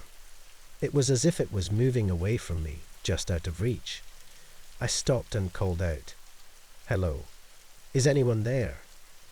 My voice sounded strange, out of place in the quiet night. The crying didn't stop, didn't falter. It just kept going, that same steady, heart-wrenching sound.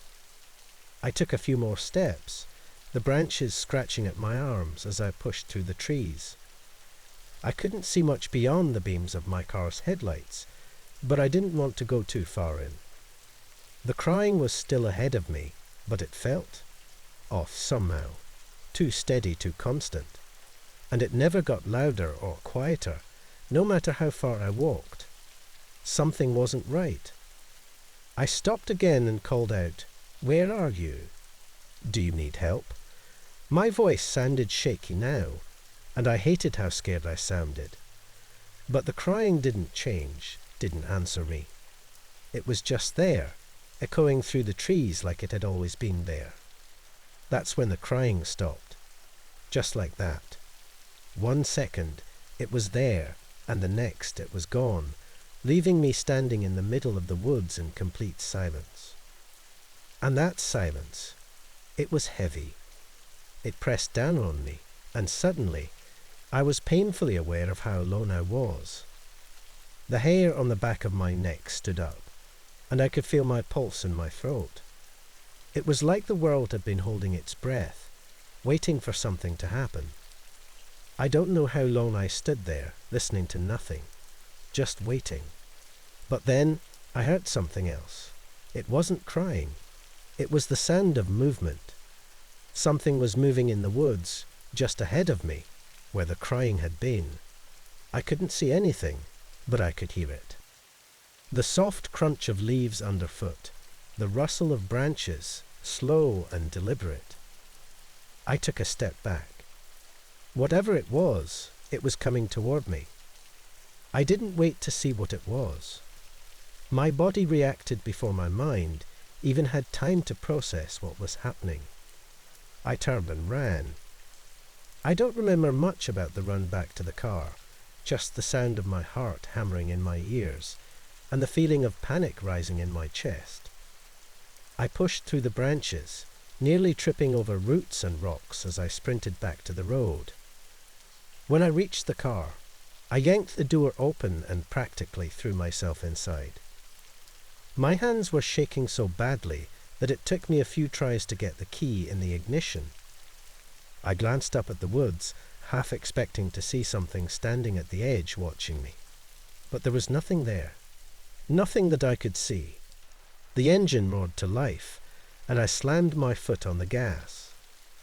I didn't care about the speed limit or how reckless I was driving. I just needed to get out of there. As the car sped down the highway, the headlights cutting through the darkness, I kept glancing in the rearview mirror, half expecting to see something chasing me. But there was nothing, just the road and the trees fading into the night behind me. It wasn't until I was miles away that I finally slowed down, my hands still gripping the steering wheel tightly. My heart was still racing, but I felt a strange sense of relief. Whatever had happened back there, I was away from it now. I kept driving for a while, trying to shake the feeling that something was still out there watching me. The silence in the car felt oppressive, so I turned the radio back on, needing something, anything, to break the tension. But the static was back. That same annoying buzz that I had turned off earlier. I reached over to switch stations, but something stopped me. The static wasn't just static anymore. Beneath it, barely audible, I could hear it. A child crying. I jerked my hand away from the dial, my heart skipping a beat. The sound was faint, buried under layers of static and white noise, but it was there, clear as day. The same steady, pitiful crying I had heard back in the woods. My blood ran cold, and for a second I thought I was going to be sick. I switched the radio off, but the sound didn't stop. It wasn't coming from the speakers. It was coming from somewhere else. From inside the car. I slammed on the brakes, pulling over to the side of the road, my heart racing so fast I thought it might burst. The crying was louder now, filling the car, surrounding me. I twisted in my seat, looking around, but there was nothing there. No one. The crying grew louder, more insistent, and I could feel something, some presence, filling the space around me, closing in. My breath came in short gasps, and I fumbled for the door handle, my fingers trembling. I pushed the door open and stumbled out of the car, my legs weak beneath me. The crying stopped, just like that. 1 second, it was there, and the next, it was gone, leaving me standing on the side of the road in the middle of the night, gasping for air. I didn't get back in the car for a long time. I just stood there, shaking, staring at the empty road ahead of me, trying to make sense of what had happened. Eventually, I forced myself to climb back in, but I couldn't bring myself to turn the radio back on. I don't know what I heard that night. I don't know if it was real, or if I was just imagining things. But I do know one thing. I'll never stop on a dark, empty road again, no matter what I hear. As I finally drove away, the quietness inside the car became unbearable. I couldn't shake the feeling that something was still with me, lingering in the air. My eyes kept darting to the rearview mirror, half expecting to see a face staring back at me from the back seat. But it was always empty. The highway stretched on, with nothing but darkness ahead and behind, but I couldn't relax. That silence, after the crying had stopped, felt wrong, like it was waiting to break open again at any second. When I got home, I sat in the driveway for a long time, not wanting to step out of the car. The safety of my house seemed distant, unreachable. I thought I might hear the crying again if I just waited long enough. But there was only the soft hum of the engine, the faint chirp of night insects, and the overwhelming weight of the dark pressing in on all sides. I finally gathered the courage to get out, locking the car behind me, as if that would keep whatever had followed me from getting inside. But as I closed the door to my house, I couldn't help but feel that I hadn't really left that road behind. I had driven this road countless times before. It was the shortcut that shaved nearly an hour off my commute from work, a peaceful 2-lane highway cutting through thick woods. Sure, it was a bit desolate, and sometimes, late at night, the darkness seemed thicker on this stretch. But it saved me time, and after years of taking it, I knew every curve and bump like the back of my hand. Tonight should have been no different. I left the office around the usual time, later than I'd hoped, but not by much. The sky had already turned dark as I pulled onto the familiar highway. The GPS wasn't necessary, but I still let it run for some reason, out of habit. It reassured me, I guess, seeing that little arrow moving steadily toward home. The drive started off as usual. The rumble of the tires over the asphalt was rhythmic, almost calming. There wasn't much traffic, there never was. I passed the usual landmarks, the rusted-out mailbox at the edge of a dirt driveway, the small diner with the flickering neon sign that had probably seen its last customer years ago. Everything was where it should be. I settled in for the drive. My mind wandered, thinking about the events of the day, the pile of work waiting for me tomorrow. As I lost myself in my thoughts, I noticed something strange. The road seemed longer than usual. The diner should have been behind me by now, and I hadn't seen the old mile marker that always told me I was halfway through the shortcut. Maybe I wasn't paying close enough attention. I pushed the thought aside and refocused on the road, waiting for the familiar landmarks to appear. But the minutes stretched on, and still, nothing looked right. No mile marker, no diner, just an endless stretch of blacktop stretching ahead of me. I checked the clock on the dashboard. It had only been 20 minutes since I left work, but it felt like I had been driving much longer than that. My hands tightened around the steering wheel as a strange sensation crept over me. Something was wrong. Very wrong. The gas gauge caught my eye next. My heart skipped a beat. I'd filled up the tank earlier that day, and yet, somehow, it had dropped to a quarter full in what felt like no time. I did the math in my head, trying to figure out how I could have burned through that much gas so quickly, but nothing added up.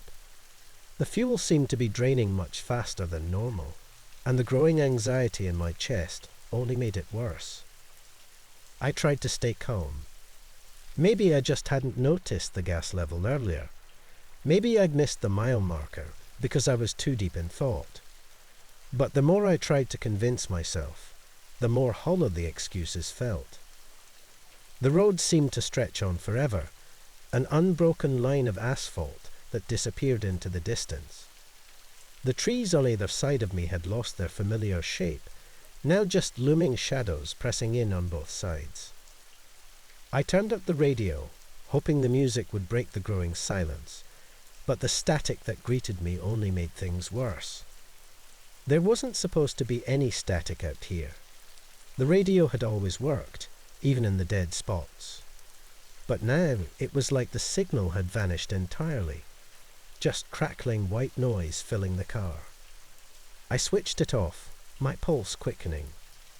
I tried to focus on the road again, on the dashboard lights, anything but the creeping unease that had settled in the pit of my stomach. My eyes flicked to the clock again. Only 30 minutes had passed, yet I had the overwhelming sense that I'd been driving for hours. My knuckles were white against the steering wheel now. That's when I noticed something else. The trees lining the road, it was as if they were repeating. Every few minutes, the same cluster of twisted branches would come into view, the same crook sign, the same patch of gravel that I could have sworn I'd passed 10 minutes ago. I shook my head. I had to be imagining it. There was no way I was looping. The road was straight, one continuous line leading home, not some twisted maze. But as I drove on, the same things kept appearing. That same rusted mailbox, the same sagging branches hanging low over the road, the same shadows flickering across my headlights. It felt like I was trapped in some sort of loop, doomed to pass the same spot over and over again. I slammed my foot down on the gas, desperate to push through whatever this was, to break out of this strange stretch of road. The car roared forward, speeding up, but the landscape didn't change. The faster I went, the more the road stretched out ahead of me, with no sign of an end. My heart was pounding now, and my breath came in short, ragged gasps. I couldn't shake the feeling that something was wrong with the road itself, that somehow it had become longer than it should be. It wasn't just my mind playing tricks on me anymore. There was something real, something strange at work here. The fuel gauge dipped lower. I was down to less than an eighth of a tank, and I hadn't seen a single gas station, or even a turnoff, in what felt like hours. My palms were sweaty as I gripped the steering wheel, my mind racing through all the possibilities. Could the car be broken? Was I driving in circles without realizing it? But the GPS showed a straight line, one that should have taken me home by now. The little arrow on the screen kept moving, yet I wasn't getting any closer to home. If anything, it felt like I was getting farther away. I thought about stopping, pulling over to get my bearings, but the idea sent a chill down my spine. The last thing I wanted was to be stuck out here, on a dark, empty road in the middle of nowhere. Something about stopping felt wrong, like once I did, I might never get moving again. I kept driving, even as the gas gauge sank lower and lower. I felt trapped in a nightmare with no way out. Every time I thought I recognized something, it would disappear as quickly as it had come, leaving me more confused and disoriented. The hours wore on.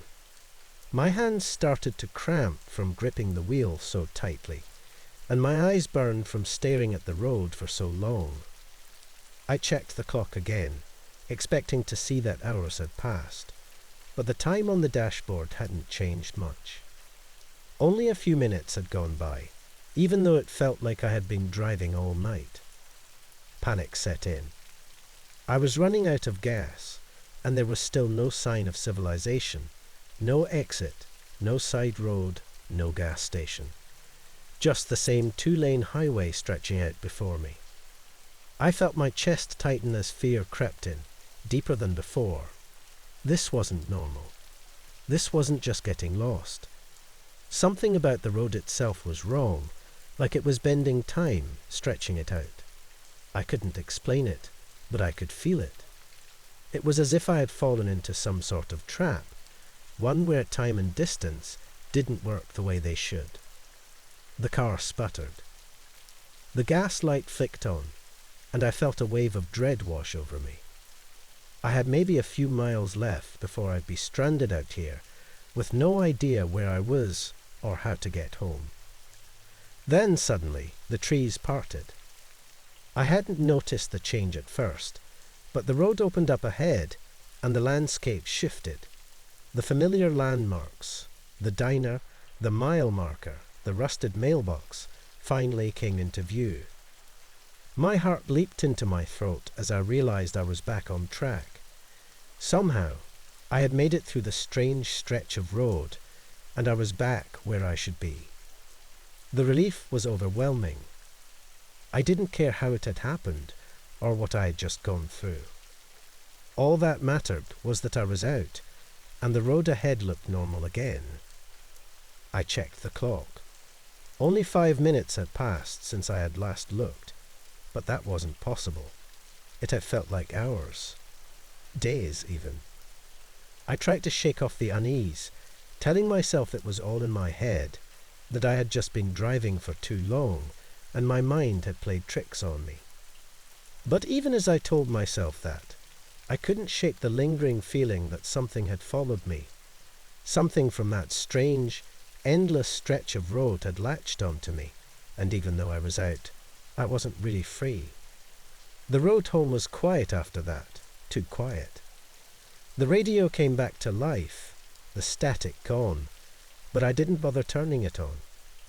The shadows were still out there, beyond the trees, just out of sight, but I could feel them watching me. I drove the rest of the way home in silence, my eyes glued to the road, half expecting it to stretch out again, to trap me once more. But it didn't. When I finally pulled into my driveway, I felt a rush of relief, but it was short-lived. The clock in the car read only 9:00 p.m. According to it, I hadn't been driving for more than an hour. But when I looked at my phone, the time was 3:00 a.m. Something had happened on that road, something I couldn't explain. And though I had made it home, I knew, deep down, that I had left a part of myself back there, on that endless mile. And maybe, just maybe, one day, I'd have to go back to find it. It was just past midnight when I left my friend's house. We had stayed up later than expected, chatting about work, catching up on the small bits of life we always seemed to lose track of. It had been a long day, and I was tired, ready to get home and collapse into bed. The drive back was familiar, taking me along quiet country roads where there wasn't much to see, just trees and fields stretching out on either side of the narrow lane. The only light came from my headlights and the stars. I don't know why, but I always feel a little more on edge when driving alone at night. It's not that I'm scared of the dark, but something about the emptiness, the isolation of the road, always seems to play with my nerves. You never know what might pop up when you're least expecting it. I kept the radio on low, just enough to break the silence, but not enough to drown out my own thoughts. As I drove, I found myself zoning out, focusing only on the lines of the road stretching ahead. The headlights picked up patches of the forest, the trees tall and still, their branches disappearing into the dark sky. I was thinking about how quiet everything was, how still the night seemed. No cars, no distant sounds, just me on this long, lonely stretch of road. That's when I saw it. A deer. It stepped out from the side of the road, coming into view just at the edge of the light. My foot instinctively went to the brake, slowing the car as I watched it move cautiously onto the asphalt. Its fur seemed almost grey in the headlight beams, and it looked thin, like it hadn't eaten much. But what really caught my attention was the way it was staring at me. Its eyes were wide, reflecting the light back like tiny mirrors. It didn't seem scared or in a hurry, just watching me. I came to a complete stop, maybe 10 feet away from the animal. It didn't move. We were both just sitting there, frozen in this strange moment. I expected it to run, to dart off into the woods the way deer usually do when a car gets too close. But it didn't. It just stood there, eyes locked onto mine. Seconds passed, and I started to feel a strange discomfort creeping in. There was something wrong about the way it was staring, too focused, too still. I wanted to honk the horn to scare it away, but something in me held back. I didn't want to make any noise, like breaking the silence would invite something worse. I started to wonder if maybe it was hurt or sick. I'd heard stories about animals acting weird when they were injured, and this one didn't seem quite right. I shifted in my seat, about to turn my head and look around the woods, when I noticed something else. Behind the deer, just outside the reach of my headlights, were more eyes. They shone like tiny dots in the blackness, far enough that I couldn't see the bodies they belonged to, but close enough to know they were there. I blinked hard, thinking I was imagining things, but when I looked again, the eyes hadn't moved. If anything, there were more of them. A chill ran through me, and my hands tightened on the steering wheel. I couldn't count how many there were, but it wasn't just a few. It wasn't even a dozen. It was more than that. Dozens, No, maybe hundreds of glowing eyes, just watching from the edge of the trees. Silent. Still. The deer in front of me hadn't moved an inch. Its gaze stayed fixed on me, unblinking. My heart was pounding now, the hairs on the back of my neck standing on end. I wanted to back up, to get out of there, but I was frozen in place, staring at those hundreds of eyes, unsure of what was happening. The radio, once comforting, now seemed like an annoying distraction. I reached out and turned it off without taking my eyes off the deer. For a moment, I considered turning the car around. But the road was narrow, and backing up in the dark on these curvy roads could be dangerous. The only option was forward. But the deer, it wouldn't move. I slowly pressed my foot down on the gas, creeping forward just enough to see if the deer would react. It didn't flinch. The car inched closer, and my headlights caught the shape of its body in more detail, its ribs pressing against the skin, its legs thin and shaky, like it had been standing in the same spot for hours, maybe days. And still, those eyes in the darkness didn't blink or move. Something about the whole scene felt wrong, more than just a deer crossing the road. It was like they were waiting for something, watching, judging. That's when I noticed the smell. It hit me all at once, thick and rancid, like something was rotting nearby. I gagged, covering my mouth with one hand as the stench filled the car. My windows were up, but the smell was so strong it seemed to seep in through the cracks. It was overwhelming, suffocating. I couldn't take it anymore. I slammed my foot down on the gas. The car lurched forward, and I expected the deer to jump out of the way, to leap back into the safety of the trees. But it didn't. It stood there, staring, as my car sped towards it. My heart pounded harder, and at the last second, I jerked the wheel to the left, narrowly avoiding it. I didn't stop. My tires screeched as I swerved back into my lane, speeding away from whatever I had just witnessed. In the rear-view mirror, I saw the deer standing in the same spot, its eyes still fixed on me. And behind it, in the darkness, the hundreds of glowing eyes followed, getting smaller as I drove further away. The smell clung to the inside of my car, and even though I had escaped the scene, it felt like the eyes were still watching me. I kept my foot on the gas, my hands gripping the steering wheel tightly. My mind raced with questions, but none of them made sense. What had I just seen? Why were there so many eyes? Were they all deer, or something else? After what felt like an eternity, I saw the lights of a small town up ahead. The relief was instant, like the weight of the night had finally lifted. I pulled into a gas station, parked, and sat there for a few minutes, trying to catch my breath. My heart was still racing, and my hands shook as I turned the engine off. The station was empty, no cars, no people.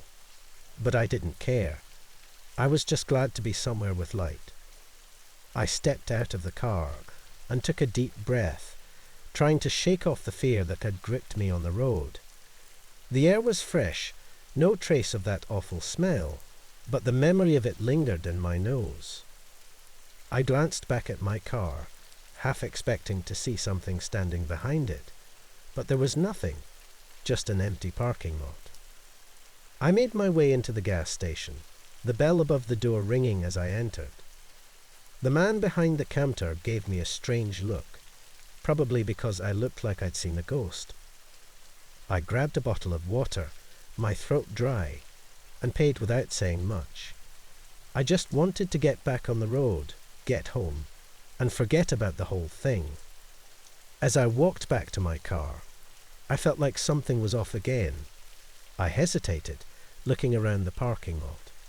It was empty, quiet, too quiet. I hurried back into the car, started the engine, and pulled out of the gas station, my eyes scanning the road, half expecting to see more deer, more eyes waiting for me in the trees. The rest of the drive home was uneventful, but I couldn't shake the feeling that something was wrong. Even after I pulled into my driveway, parked the car, and walked up to my front door, I felt like I was being watched. I kept checking over my shoulder, expecting to see those eyes, hundreds of them, waiting in the shadows. Inside, the house was dark and quiet. I locked the door behind me, flipped on the lights, and stood there for a moment, listening. Nothing. Just silence. But the feeling didn't go away. That night, I barely slept. Every time I closed my eyes, I saw those glowing eyes staring back at me. I couldn't explain what had happened, couldn't make sense of it. I told myself it was just a strange encounter, that the deer were just acting odd, but deep down, I knew something wasn't right. And every time I step out of my house now, whether it's night or day, I can't shake the feeling that I'm not alone. That somewhere just beyond the edge of the trees, something is watching, waiting. Late at night, a driver spots a deer crossing the road in their headlights. They slow down, but the deer stops and stares. More eyes appear in the darkness behind it, not dozens, but hundreds, all staring silently. The driver speeds away, haunted by the eerie congregation. The next morning, I tried to push the memory of the deer and those eyes from my mind. I went through my day like normal, telling myself that it had to have been some trick of the light, maybe a weird hallucination brought on by exhaustion. But deep down, I couldn't shake the unease that clung to me. The world seemed normal in the daylight, but every time I looked out of my window, I felt a strange pull to the edge of the woods behind my house. As if something, or someone, was standing there, just beyond my sight, waiting for me to notice them. That night, as I lay in bed, sleep wouldn't come. The house was quiet, but the silence felt heavier, like the air itself was thick with something unspoken. I kept hearing small noises, creaks in the floor, the wind moving through the trees outside, but each time my heart would race, and I'd find myself staring into the darkness, expecting to see a pair of glowing eyes at the foot of my bed. I stayed up all night, the memory of the crossing deer haunting me more with each passing hour, wondering if this fear would ever let me go, or if those eyes would follow me forever.